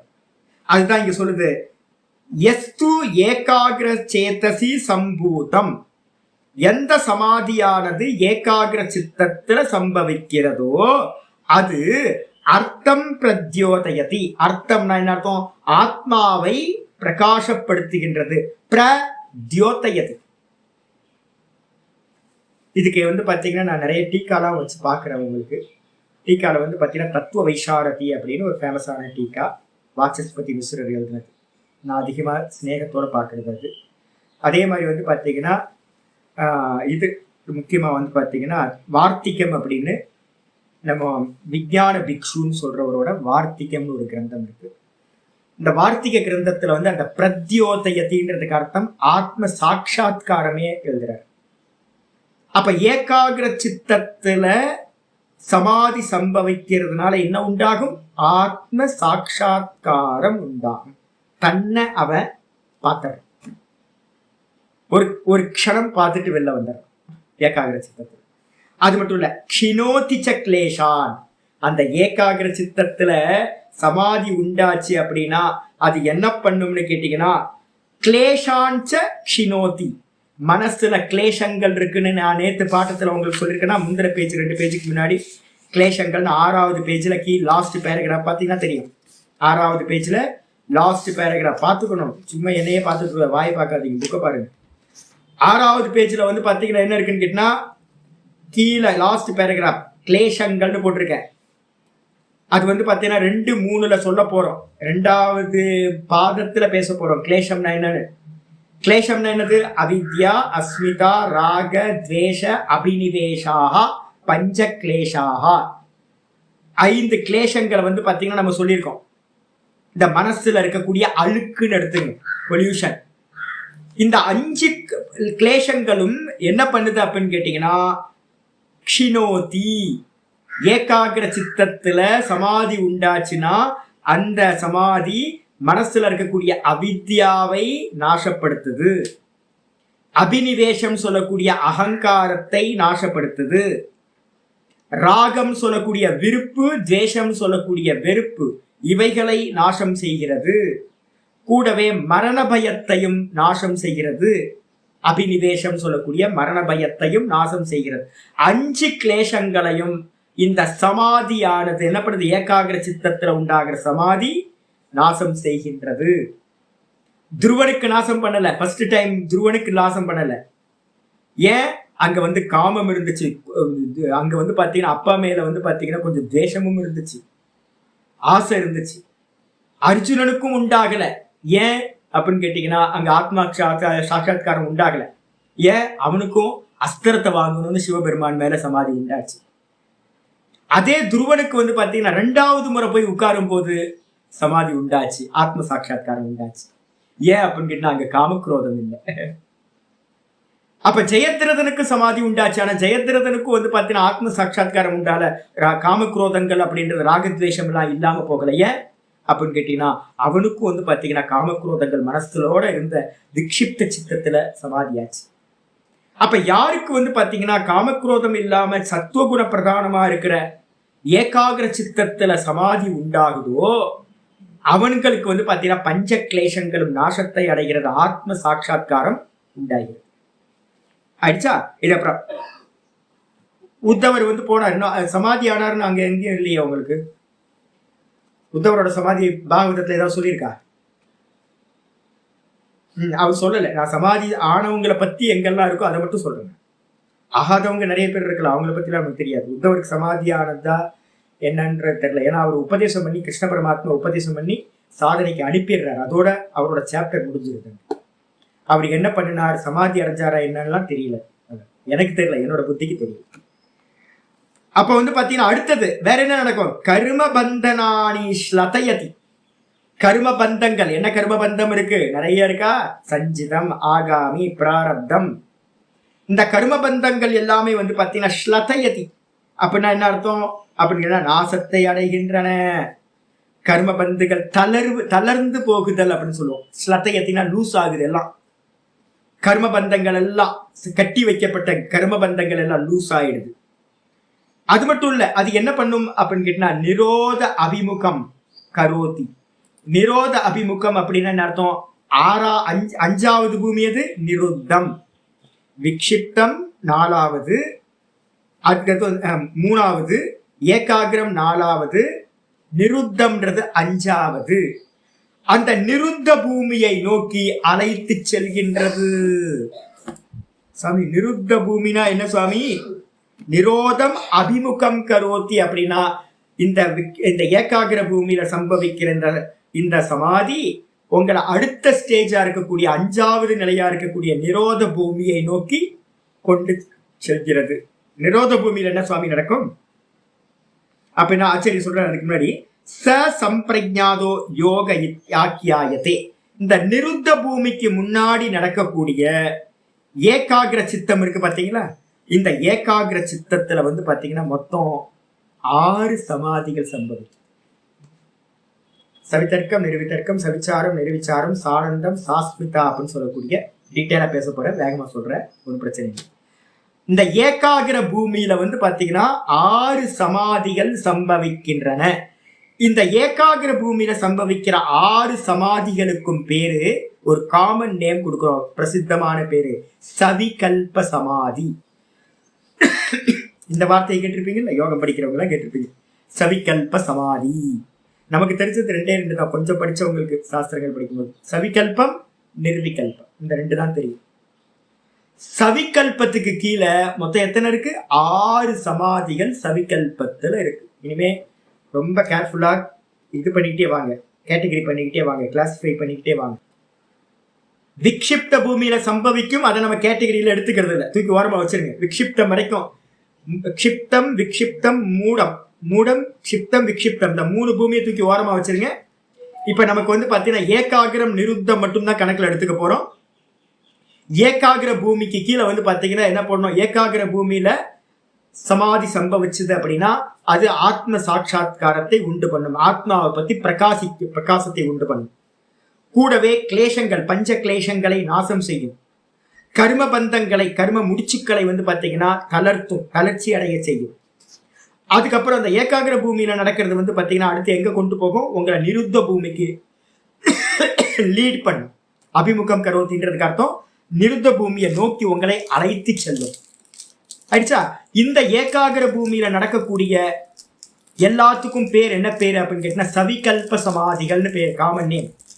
அதுக்கு இன்னொரு பேர் கொடுக்குறோம். சவிகல்ப சமாதிக்கு இங்க யோகத்துல இந்த சவிகல்ப சமாதினா மற்ற பொதுவா இடத்துல படிக்கும் போது டெர்மினாலஜி, காமன் நேம். இத இந்த யோக சாஸ்திரத்தை இனி நம்ம என்ன பண்ண போறோம்னா சவிகல்ப சமாதின்னு படிக்க போறது இல்லை. இதுக்கு ஒரு நேம் இருக்கு, என்ன பேருனா சம்பிரஜாத சமாதின்னு பேர். சவிகல்ப சமாதிக்கு இன்னொரு பேரு சம்பிரஜாத சமாதி. அப்ப என்னாச்சுன்னு கேட்டீங்கன்னா உங்களுக்கு சம்பிரஜாதோ யோக இத்யாக்கியதே, ச சம்பிரஜாதோ யோக இத்யாக்கியாயதே. இந்த சவிகல்ப சமாதிகள், இந்த ஏகாகிர பூமியில நடக்கக்கூடிய சவிகல்ப சமாதிகளுக்கு சம்பிரஜாத யோகம், யோகம்னா என்ன பேர் சொல்லலாம்? சமாதி. அப்ப சம்பிரஜாத யோகம் சொல்லலாம், சம்பிரஜாத சமாதி என்று இதி ஆக்கியாயதே இந்த யோக சாஸ்திரத்துல சொல்லப்படுகின்றது, ஆக்கியாயதே. அப்ப நல்லா தெரிஞ்சுக்கணும். அப்ப எது பிரிஸ்கிரைப் பண்றோம் அப்படின்னு கேட்டீங்கன்னா ஏகாகிர பூமியில நடக்கக்கூடிய சமாதிகளை பிரிஸ்கிரைப் பண்றோம். இதுக்கப்புறம் சச்ச அந்த ஏகாகிர பூமியில நடக்கக்கூடிய சவிகல்ப சமாதி அல்லது சம்பிரஜாத சமாதி எத்தனை வெரைட்டியா பிரியுது? திரும்பவும் பிரியுது சாமி. முடிஞ்சா போட்டு டேபிள போட்டு கரெக்ட் பண்ணுங்க வாங்க. விதர்க்கா சச்ச விதர்க்கானுகதோ விசாரானுகத ஆனந்தானுகத அஸ்மிதானுகத இது உபரிஷ்டாத் பிரவேதயிஷ்யாமஹ. மொத்தம் எத்தனை சமாதி சொல்லியிருக்கேன் நானு? சவிகல்ப சமாதி 5. அந்த 5 பாத்தீங்கன்னா எத்தனை கேட்டகரியா பிரிக்கிறோம் அப்படின்னா விதர்க்கானுகதம் ஒரு கேட்டகரி. ஒரே என்னென்னவோ பேர் சொல்றீங்க, ஒன்றும் கவலைப்படாது, ஒரு கிளாஸிஃபை பண்ணா ஈஸியா வந்துடும். விதர்க்கம், விதர்க்கானுகதம், விசாரானுகதம், அதுக்கப்புறம் ஆனந்தானுகதம், அஸ்மிதானுகதம்னு 4 கேட்டகரியா 6 சமாதியை பிரிக்கிறோம்.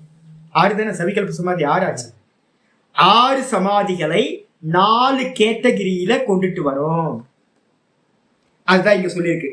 இதை வந்து பாத்தீங்கன்னா இது உபரிஷ்டாத் பிரவேத இஷ்யாமஹா, இதை நாங்கள் இனி வரக்கூடிய அடுத்தடுத்த சூத்திரங்கள்ல நாங்க இதை பத்தி நல்லா உங்களுக்கு எக்ஸ்பிளைன் பண்ண போறோம். பின்னாடி இந்த சமாதி பாதம் ஃபுல்லா எக்ஸ்பிளைன் பண்ண போறோம். அதனால இப்ப டெர்மினாலஜி மட்டும் தெரிஞ்சுங்க. அதுக்கப்புறம் இது ஏகாகிர பூமியை இதோட முடிச்சாச்சு. அப்ப என்ன அர்த்தம்?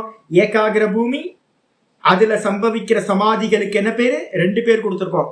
லௌகிகமா சவிகல்ப சமாதி, இந்த டெர்மினாலஜி இங்க யூஸ் பண்ணக்கூடிய டெக்னிக்கல் டெர்மினாலஜி சம்பிரஜாத சமாதி. 2 ஒண்ணு. அந்த சம்பிரஜாத சமாதின்ற சவிகல்ப சமாதியில எத்தனை சமாதிகள் சித்திக்கும் சொல்லியிருக்கோம்? 6 சமாதிகள் சித்திக்கும். அந்த 6 சமாதிகளையும் நம்ம என்ன பண்ண போறோம் அப்படின்னு கேட்டீங்கன்னா 4 கேட்டகரியா பண்ண போறோம். 6 சமாதி என்னென்னு கேட்டீங்கன்னா அதை கூட நீட்டா எழுதிக்கலாம். 6 சமாதி என்னன்னு கேட்டீங்கன்னா சவிதர்க்கம், நிர்விதர்க்கம், சவிதர்க்கம், நிர்விதர்க்கம், சவிச்சாரம், நிர்விச்சாரம், சவிச்சாரம், நிர்விச்சாரம், சானந்தம், சாஸ்மிதா, சானந்தம், சாஸ்மிதா, சவிதர்க்கம், நிர்விதர்க்கம், சவிச்சாரம், நிர்விச்சாரம், சானந்தம், சாஸ்மிதா. ஏகாகிர சித்தத்துல உண்டாகக்கூடிய சவிகல்ப சமாதிகள், சம்பிரஜாத சமாதிகள் 6. சவிதர்க்கம், நிர்விதர்க்கம், சவிச்சாரம், நிர்விச்சாரம், சானந்தம், சாஸ்மிதா. இந்த 6ஐயும் 4 கேட்டகரி பண்றோம். எதை ஒவ்வொரு இந்த 6ஐயும் ஒவ்வொரு பேக்கெட் 4க்குள்ளார கொண்டு வர போறோம். என்னன்னா அப்படின்னா விதர்க்கானுகதம், விசாரானுகதம், ஆனந்தானுகதம், அஸ்மிதானுகதம். எதை கொண்டு வரலாம்? சவிதர்க்கம், நிர்விதர்க்கம், தர்க்கம் தர்க்கம்னு வருதா, அதை 2த்தையும் தூக்கி விதர்க்கானுகதத்துல போட்டுருங்க. சவிதர்க்கம், நிர்விதர்க்கம் 2த்தையும் தூக்கி விதர்க்கானுகதம். சவிச்சாரம், நிர்விச்சாரம் 2த்தையும் தூக்கி விசாரானுகதம் அதுக்குள்ளார போட்டுருங்க. அதுக்கப்புறம் சானந்தம், சாஸ்மிதா. மொத்தம் 6 சமாதிகள் 4 கேட்டகரியில உள்ளடங்கி விடுகிறது. இதோட ஏகாகிர பூமியோடது கம்ப்ளீட் ஆயிடுச்சு. இப்போ 5வது பூமி என்ன வருது? நிருத்த பூமி. 5வது இருக்கா? மனசோட 5வது நிலை நிருத்த பூமி. நிருத்த பூமி என்னது? சர்வ விருத்தி நிரோதே து, சர்வ விருத்தி நிரோதே து அசம்பிரஜாதக சமாதி. சர்வ விருத்தி நிரோதம் அர்த்தம் எல்லா சித்தத்தோட எல்லா தாட்ஸும் நின்னு போன பிறகு. அப்போ ஏகாகிர சித்தத்தை தாட் இருக்குமா சாமி? ஒன்ன கேள்வி கேட்கணும். ஆமா இருக்கும். ஏகாகிர பூமியில சமாதி நடக்கும். அந்த சமாதி சவிகல்பம் ஏன் சொல்லப்படுது தெரியுங்களா? சவிகல்பம் சொல்றோம், அதே மாதிரி சம்பிரஜாதம் சொல்றோம். சவிகல்பம்னா அங்க கல்பனா இருக்குன்னு அர்த்தம். கல்பனையோட சேர்ந்தது. சித்தத்துல ஒரு கல்பனா இருக்கும். ஈஸ்வரன் ஏதோ ஒரு கல்பனா இருக்கும். அதான் சவிகல்பம்னு பேர். அதை பத்தி ரொம்ப டீட்டெயிலா பேசுவோம். அதுக்கு அடுத்தது வந்து பாத்தீங்கன்னா சர்வ விருத்தி நிரோதே, எல்லா விருத்திகளும் சித்தத்துல இருக்கிற எல்லா தாட்ஸும் 100% இல்லாம போச்சுன்னா சர்வ விருத்தி நிரோதே, நிரோதமாச்சுன்னா நீங்கி போச்சு அப்படின்னா தூ, ஆனால்ன்றத முன்னாடி போட்டுக்கணும். தூனா ஆனால். ஆனால் எல்லா விருத்திகளும் நீங்கி போனால் சம்பிரஜாதம்ன்றது சவிகல்பத்துல. இங்க வந்து பாத்தீங்கன்னா அசம்பிரஜாத சமாதி பவதி. அசம்பிரஜாத சமாதியானது சம்பவிக்கின்றது. அசம்பிரஜாதம்னா என்ன அர்த்தம்? சம்பிரஜாதம்னா நன்றாக அறிவுன்னு அர்த்தம். அசம்பிரஜாதம்ன்றதுக்கு அர்த்தம் ஆப்ஜெக்ட பத்தின எந்த அறிவும் இல்லாததுன்னு அர்த்தம். வெறும் சப்ஜெக்டா இருக்கிறதுன்னு அர்த்தம். 2வது சூத்திரம் அதை பத்தியா சொல்ல போறோம். அப்ப ஆச்சாரியர் கிளியரா சொல்லி முடிச்சிட்டாரு. என்னன்னு கேட்டீங்கன்னா நிருத்த பூமியில தான் வந்து பாத்தீங்கன்னா இது எல்லாம் சம்பவிக்கும். யாராவது ரெஃபரன்ஸ் எடுக்கணுமா? சுவாமி பகவத்கீதையில வந்து பாத்தீங்க அப்படின்னா பகவத்கீதையில 6:20 பகவத்கீதையில 6:20 யத்ரோ பரமதே சித்தம் நிருத்தம் யோக சேவையா யத்ர சைவாத்மனாத்மானம் பஷ்யன்னாத்மனி துஷ்யதி. எக்ஸலண்டான ஸ்லோகம். அதான் நான் சொல்றேன், யாராவது பகவத்கீதை படிச்சவங்க யோக சாஸ்திரம் படிக்காம பகவத்கீதை படிச்சாங்கன்னா அவங்க படிக்கவே இல்லைன்னு அர்த்தம். யாராவது யோக சூத்திரம் தெரியாம பகவத்கீதை படிச்சு கொடுக்குறாங்க அப்படின்னா அவங்களால சொல்லவே முடியாது, அடிச்சு சொல்லுவாங்க. அவங்களுக்கு யோக சூத்திரம் படிக்காம யாரெல்லாம் பகவத்கீதை டீச் பண்றாங்களோ அவங்களால இருக்கிற மாதிரி சொல்ல தெரியாது. ஏன் அப்படின்னு கேட்டீங்கன்னா அப்படியே யோக சாஸ்திரத்தோட இங்க இருக்கு. ஆத்மானுபூதி என்னப்பா அது அப்படின்னு கேட்டீங்கன்னா ஆச்சாரியார் இங்க கீதால சொல்றார், எத்திர உபரமத்தே சித்தம். உபரமம்ன்றதுக்கு அர்த்தம் ஷட் டவுன். இங்க நிருத்தம்னு போட்டிருக்கு பாத்தீங்களா, அதேதான் இங்க உபரமம்னு பேர். எந்த அவஸ்தையில சாதகனுக்கு எல்லா விருத்திகளும் ஷட் டவுன் ஆகுதோ அந்த நிலையில சித்தம் நிருத்தம். சித்தம் பாத்தீங்கன்னா நிருத்த அவஸ்தையை அடைகிறது. 5வது ஸ்டேஜ், மனசோட 5வது ஸ்டேஜுக்கு பேரு நிருத்த பூமி. அந்த நிருத்த நிலையை அடைகிறது. எண்ணங்கள் முற்றிலும் நீக்கப்பட்ட இடத்துல நிருத்த பூமியை எப்பொழுது சாதகன் அடைகின்றானோ, எதனால? யோக சேவையா, யோகத்தோட அபியாசத்தினால. யோக அபியாசம்னு என்னது? 6வது அத்தியாயத்துல யோக அபியாசம் என்னது? சமாதி அபியாசம், யோக சமாதி. சமாதி அபியாசத்தினால எப்ப சித்தத்துல இருக்கிற எண்ணங்கள் எல்லாம் முழுசா நீங்கி இந்த சித்தம் 5வது நிலையா இருக்கிற நிருத்தத்துல நிற்கிதோ, எத்திரச்ச ஏவ ஆத்மனா ஆத்மானம், அப்பொழுது அவன் என்ன பண்றான்? தன்னுடைய மனதினாலேயே அந்த ஆத்மாவை பஷ்யதி, பஷ்யன் பார்க்கிறான். அதுக்குதான் என்ன பேரு? என்லைட்மெண்ட், நிர்விகல்ப சமாதி. நிருத்த பூமியில நடக்கக்கூடிய சமாதிக்கு என்ன பேருன்னா நிர்விகல்ப சமாதின்னு பேர். ஏகாகிர பூமியில நடக்கிற 5-6 சமாதிகளுக்கு பேர் சவிகல்ப சமாதிகள்னு பேர். சவிகல்ப சமாதிகள் ப்ளூரல்ல சொல்றேன், பகுவச்சனத்துல. அதே நிருத்த பூமியில ஒரே ஒரு சமாதி தான், நிர்விகல்ப சமாதி ஒண்ணுதான். அந்த நிர்விகல்ப சமாதியில என்ன நடக்குது அப்படின்னா சித்தம்ன்ற அந்த டிரான்ஸ்பரண்டான கண்ணாடி ஆயிடுது. சித்தத்துல ஒண்ணும் இல்லை, அந்த மனசுல ஒண்ணும் இல்லை. அதுக்குதான் பேரு அமனீபாவம்னு பேர். ஒரு டாட்டு கூட இல்லைங்க. அந்த மாதிரியான சித்தத்துல பாத்தீங்கன்னா மனசு ஆனதுக்கு பிறகு அதுக்கு பக்கத்துல இருக்கிற ஆத்மாவை அவன் என்ன பண்றான்? நிர்குண ஆத்மாவை, நிராகார ஆத்மாவை உள்ளது உள்ளபடி அவன் தரிசிக்கின்றான். பஷ்யதி, தன்னிடத்திலேயே தன்னை பார்க்கிறான். தன்னுடைய மனதினால் அந்த ஆத்மாவை தரிசனம் செய்கின்றான், அதில் மகிழ்கின்றான். துஷ்யதி, ஆனந்தமோ ஆனந்தம் கிடைக்கும் அப்படின்னு 6:20 சொல்லியிருக்கு பகவத்கீதை. அதை கம்பேர் பண்ணிக்கிறேன். இதோட இந்த பேராகிராஃப் போதும், மீதியை நம்ம நாளைக்கு பார்க்கலாம். ஓம் பூர்ணமத பூர்ணமிதம் பூர்ணாத் பூர்ணமுதச்யதே பூர்ணஸ்ய பூர்ணமாதாய பூர்ணமேவாவசிஷ்யதே. ஓம் சாந்தி சாந்தி சாந்தி. ஹரி ஓம். ஸ்ரீ குருபியோ நமஹ. ஹரி ஓம். முதல் சூத்திரத்துக்கான பாஷ்யம் முடிஞ்சிச்சு. ஆனால் நான் திரும்ப ரிப்பீட்டேஷன் உங்களுக்கு வேற விதத்துல ரிப்பீட்டேஷன் பண்றேன். இதை முடிஞ்ச அளவுக்கு நோட்ஸ் எடுங்க, திரும்ப கேளுங்க. ஏன்னா தர்ஷன கிரந்தம் டக்குன்னு டெர்மினாலஜி டக்குன்னு உள்ள போகாது. ஒரு கிளாசிபிகேஷன் நான் என்ன சொல்லியிருக்கணும் அதை அப்படியே கிளாசிபிகேஷன் பண்ணிக்கிட்டே வாங்க. நீங்க புரிஞ்சுக்கிட்டாதான் உங்களுக்கு உள்ள வேலை செய்யும். ஏன்னா போக போக நமக்கு வேகா இருக்கக்கூடாது. சொல்லுங்க. சித்த பூமியில எல்லா உலகத்துல இருக்கிற எல்லா ஜீவர்களுக்கும் எந்த மனநிலையில இருந்தாலும் சமாதி சம்பவிக்கும். கழுதைக்கும் சம்பவிக்கும், கொக்குக்கும் சம்பவிக்கும். ரோட்ல பாத்தீங்கன்னா நீங்க இந்த திருவத்தியூர் பக்கம் எல்லாம் போனீங்க அப்படின்னா, திருவத்தியூர் கொதுக்குப்பேட்டை பக்கத்துல எல்லாம் போனீங்கன்னா நல்லா கட்டில போட்டு காலையில 9 மணிக்கு தூங்கிட்டு இருப்பான். வண்டி பாத்தீங்கன்னா நல்ல எக்ஸ்பிரஸ் ட்ரெயின் எல்லாம் போயிட்டு வந்துட்டு இருக்கும் 100 கணக்குல. நல்லா கொதுக்குப்பேட்டையில பாத்தீங்கன்னா டிராக்குக்கு பக்கத்திலேயே கூவ நதி ஓடிட்டு இருக்கும், நாத்தத்துல கொசு கடிச்சுக்கிட்டு இருக்கும், எருமாடு கத்திக்கிட்டு இருக்கும், பக்கத்துல ட்ரெயின் போயிட்டு இருக்கும், சூப்பர் ஃபாஸ்ட் எக்ஸ்பிரஸ் எல்லாம் போயிட்டு இருக்கும். ஒருத்தன் படுத்து ஆனந்தமா தூங்கிட்டு இருப்பான். இருக்கிறதுலயே மூடம்னு பேரு, எருவ மாட்டு புத்தின்னு பேரு. அந்த எரும மாட்டு புத்தியா இருந்தாலும் கூட சமாதி சம்பவிக்கும். இல்ல நான் சொல்றது என்னன்னு கேட்டீங்கன்னா, எல்லா பூமியிலையும் மனசோட எல்லா நிலைகளிலும் சமாதி சம்பவிக்கும்.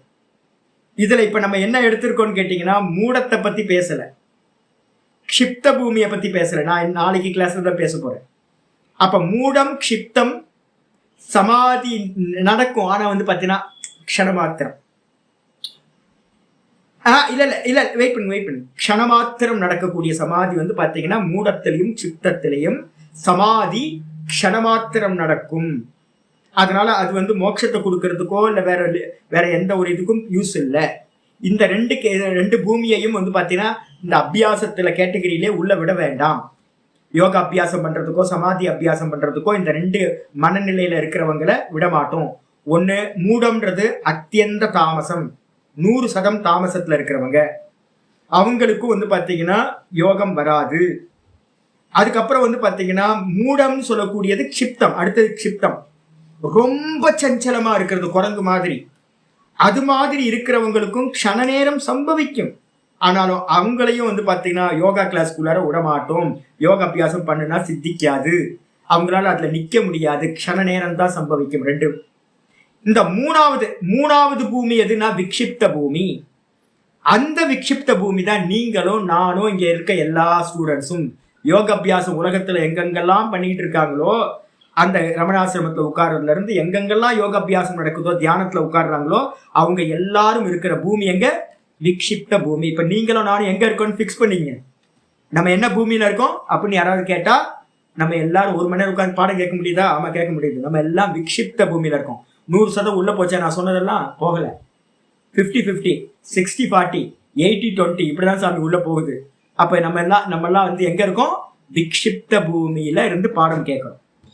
இதுல யாராவது ஒருத்தர் வந்து ஏகாகிர சித்தத்தோட இருந்து பாடம் நல்லா சந்தியாவந்தனம் பண்ணிட்டு 3 கால சந்தியாவந்தனம் பண்ணி சித்தம் ரொம்ப கிளியரா சத்துவ குணத்தோட இருக்கு அப்படின்னா டக்குன்னு அப்படியே உள்ள கிரகணம் ஆகிட்டே இருக்கும். அப்படியே வந்து பாத்தீங்கன்னா வாமிட் பண்ண முடியும். அது மாதிரி சித்தம் இருந்துச்சுன்னா அந்த சித்தத்துக்கு பேர் ஏகாகிர சித்தம்னு பேர். அப்ப எங்க இருந்து ஆரம்பிக்குதுன்னா, ஜெயத்ரதனா இருக்கட்டும், துருவனோட முதல் சமாதியா இருக்கட்டும், இல்ல அர்ஜுனனோட சமாதியா இருக்கட்டும், இந்த லோகத்துல இருக்கிற நிறைய பேர் அது மாதிரி சமாதி அபியாசம் பண்றவங்க இருக்காங்க. அவங்களுக்கு எல்லாம் விக்ஷிப்த பூமியில சமாதி உண்டாகும். நமக்கும் கிளாஸ்ல என்னைக்காவது உட்காரும் போது என்ன ஆகும்னு கேட்டீங்கன்னா, அப்படியே ஒரு பரவச நிலை உண்டாகும். இல்ல மெடிடேஷன்ல போய் உட்காருங்கன்னா திடீர்னு டும் டக்கு அப்படின்னு ஏதாவது ஒரு கிளிம்ஸ் கிடைக்கும். ஆனா அது நிக்காது, மறுநாள் பாத்தீங்கன்னா இருக்காது. அப்பவே 2 நிமிஷத்துல 5 நிமிஷத்துல முடிஞ்சு போயிடும், நமக்கு நிக்க முடியாது. அப்போ விக்ஷிப்த பூமியா இருக்கிறவங்களுக்கும் நம்மளுக்கும் வந்து சமாதி சம்பவிக்கும், க்ஷண நேரம் சம்பவிக்கும், அதுல நிக்க முடியாது. அதுக்கப்புறம் முக்கியமானது வந்து பாத்தீங்கன்னா, யாருக்கு இங்க பிரிஸ்கிரைப் பண்றோம் அப்படின்னா, ஏகாகிர சித்தம் தான் சமாதிக்கு ரொம்ப அனுகூலமான சித்தம். அந்த ஏகாகிர பூமியில ஒருத்தருக்கு சமாதி சம்பவிச்சது அப்படின்னா அந்த சமாதி எத்தனை வெரைட்டியா இருக்கும்? 6 வெரைட்டி. சவிதர்க்கம், நிர்விதர்க்கம், சவிச்சாரம், நிர்விச்சாரம், சானந்தம், சாஸ்மிதா. அதை வந்து பாத்தீங்கன்னா சவிகல்ப சமாதின்னு சொல்லலாம், இல்லைன்னா சம்பிரஜாத சமாதின்னு சொல்லலாம். அந்த சவிகல்ப சமாதி 6ஐயும் என்ன பண்றோம்? 4 கேட்டகரியா பண்றோம். சவிதர்க்கம், நிர்விதர்க்கம் ரெண்டுத்தையும் விதர்க்கானுகதம்னு போடுறோம். சவிச்சாரம், நிர்விச்சாரம் அது ரெண்டுத்தையும் விசாரானுகதம்னு போடுறோம். அப்புறம் ஆனந்தானுகதம், அதுக்கப்புறம் அஸ்மிதானுகதம்னு மொத்தம் 4 கேட்டகரியா அதை பிரிக்கிறோம். இது ஏகாகிரம். நிருத்த பூமியில உண்டாகிற சமாதி ஒரே ஒரு சமாதி. அந்த நிருத்த பூமியில உண்டாகிற சமாதிக்கு பேரு நிர்விகல்ப சமாதி அப்படின்னு பேரு. அந்த நிர்விகல்ப சமாதி தான் வந்து பாத்தீங்கன்னா ஜீவன் முக்தி நிலையை கொடுக்கக்கூடியது. வேதாந்தத்துல அதை தான் பிரிஸ்கிரைப் பண்றோம். கீதாச்சாரியார் 6:20 அதான் சொல்றார். பஞ்சதசிக்காரரும் அதை தான் சொல்ல போறார். நான் நாளைக்கு அது பஞ்சதசிக்காரரும் சொல்றேன். நிறைய இடத்துல உல்லேக்கணம் இருக்கு. இதோட நிப்பாட்டுக்கு நாளைக்கு 4:3 நான் சொல்றேன் அதை பத்தி. இல்ல இதை பத்தி இன்னும் கொஞ்சம் பேசுறேன் நான். நீங்க இது வரைக்கும் தெரிஞ்சுங்க. இதுக்கு மேல போகணும் அப்படின்னா என்னன்னு கேட்டீங்கன்னா நான் நாளைக்கு விசாரம் பண்ணுவேன். இது ஒரு 10 கிளாஸாவது போகும். ஆமா, பின்னாடி இல்ல ஓங்காரம்ன்றது இங்க ஒரு உபாயம் சொல்றாரு. நிறைய உபாயம் இருக்கு. ஆச்சாரியார் சொல்ல போற தஸ்ய வாச்சக பிரணவஹா அப்படின்னு ஒரு சூத்திரம் இருக்கு. சமாதிக்கு வந்து பாத்தீங்கன்னா ரொம்ப ஈஸியான ஒரு ஏதாவது ஒரு உபாயம் சொல்லுங்களேன் அப்படின்னு கேட்கும்போது அவர் சொல்றார், ரொம்ப ரொம்ப ஈஸியான உபாயம் எது அப்படின்னு கேட்டீங்கன்னா ஈஸ்வர பிரணிதானாத்வா அப்படின்னு ஒரு சூத்திரம்.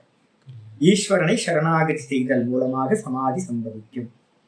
ஈஸ்வரனை சரணாகதி எப்படி சுவாமி பண்றது அப்படின்னு யாராவது கேட்டாங்கன்னா, சமாதி அபியாசத்துக்கு ஒன்றும் பண்ண வேணாம்ப்பா, ஈஸ்வரனை சரணாகதி பண்ணி. சரணாகதி எப்படி பண்றது அப்படின்னு கேட்டீங்கன்னா, ஈஸ்வரன் வந்து பாத்தீங்கன்னா அவரோட பேர் இருக்கு, தஸ்ய வாச்சகா பிரணவஹா. அவரோட பேர் இருக்கு. அந்த பேரை வச்சுட்டு நான் என்ன பண்றது? தஜ்ஜபா ததர்த்தானுபாவனம், ததர்த்த பாவனம். அந்த ஓங்காரத்தை வந்து ஜபிங்க, ஓங்காரத்தை வந்து பாவனை பண்ணுங்க. பாவனை பண்றது மூலமா உங்களுக்கு இப்ப சொல்லக்கூடிய சவிகல்பமும் கிடைக்கும், அதுக்கப்புறம் நிர்விகல்பமும் கிடைக்கும். அதுக்காக தான் நான் டெய்லி காலையில் 6:30 மணி கிளாஸ் இந்த ஓங்காரத்தை வச்சுருக்கோம். ஓகே, இது ரொம்ப தூரம் போகுது. நீங்கள் குருமூர்த்திஜி நீங்கள் கேட்குறதுக்கு எல்லாத்துக்கும் விரிவாக வரப்போகுது. மெதுவாக ஒவ்வொன்றா லேயராக சொல்ல போகிறோம். நீங்களும் அந்த புக்கில் எழுதியிருக்கிறதெல்லாம் படிங்க. கேள்விகள்லாம் தனியாக எழுதி வைங்க. என்னென்ன கேள்விகள் வருதோ தோணுதோ எல்லாத்தையும் கேள்வி பாடத்தை கேட்க அதெல்லாம் நிவர்த்தி ஆயிடுச்சுன்னா கேன்சல் பண்ணிடுங்க. எனக்கு நிவர்த்தி ஆகாமல் கேள்விகள் இருந்துச்சுன்னா முடியும் போது கேள்வி. புக்கெலாம் இல்லைம்மா, எதுவும் இதை பிடிஎஃப் தானே அனுப்பி வச்சிருக்கேன் உங்களுக்கு. பிடிஎஃப் எல்லாத்துக்கும் சரி போட்டுறேன். சொல்லு. ஐயான்னு கூப்பிட்டீங்கன்னா ஒரு மாதிரி கூச்சமாக இருக்கு. சாமின்னு கூப்பிடுங்க. சொல்லு. வாசனையை பற்றி நான் இப்போவே பேச மாட்டேன். அது பெரிய டாப்பிக்காக பேச போகிறோம். அதனால இப்போ பேச மாட்டேன் வாசனையை பற்றி. வாசனை சங்கல்பம் இப்போ வந்து பார்த்தீங்கன்னா என்ன போயிட்டு இருக்கோ அப்படியே போகும். ஏன்னா இது மெதுவாக டெவலப் பண்ணிக்கிட்டே போகிறோம். மெதுவாக டெவலப்மெண்ட் இருக்கும். வெயிட் பண்ணி உங்களுக்கு எல்லா கேள்விக்கும் வாசனையை பற்றி ரொம்ப பேச போகிறோம்.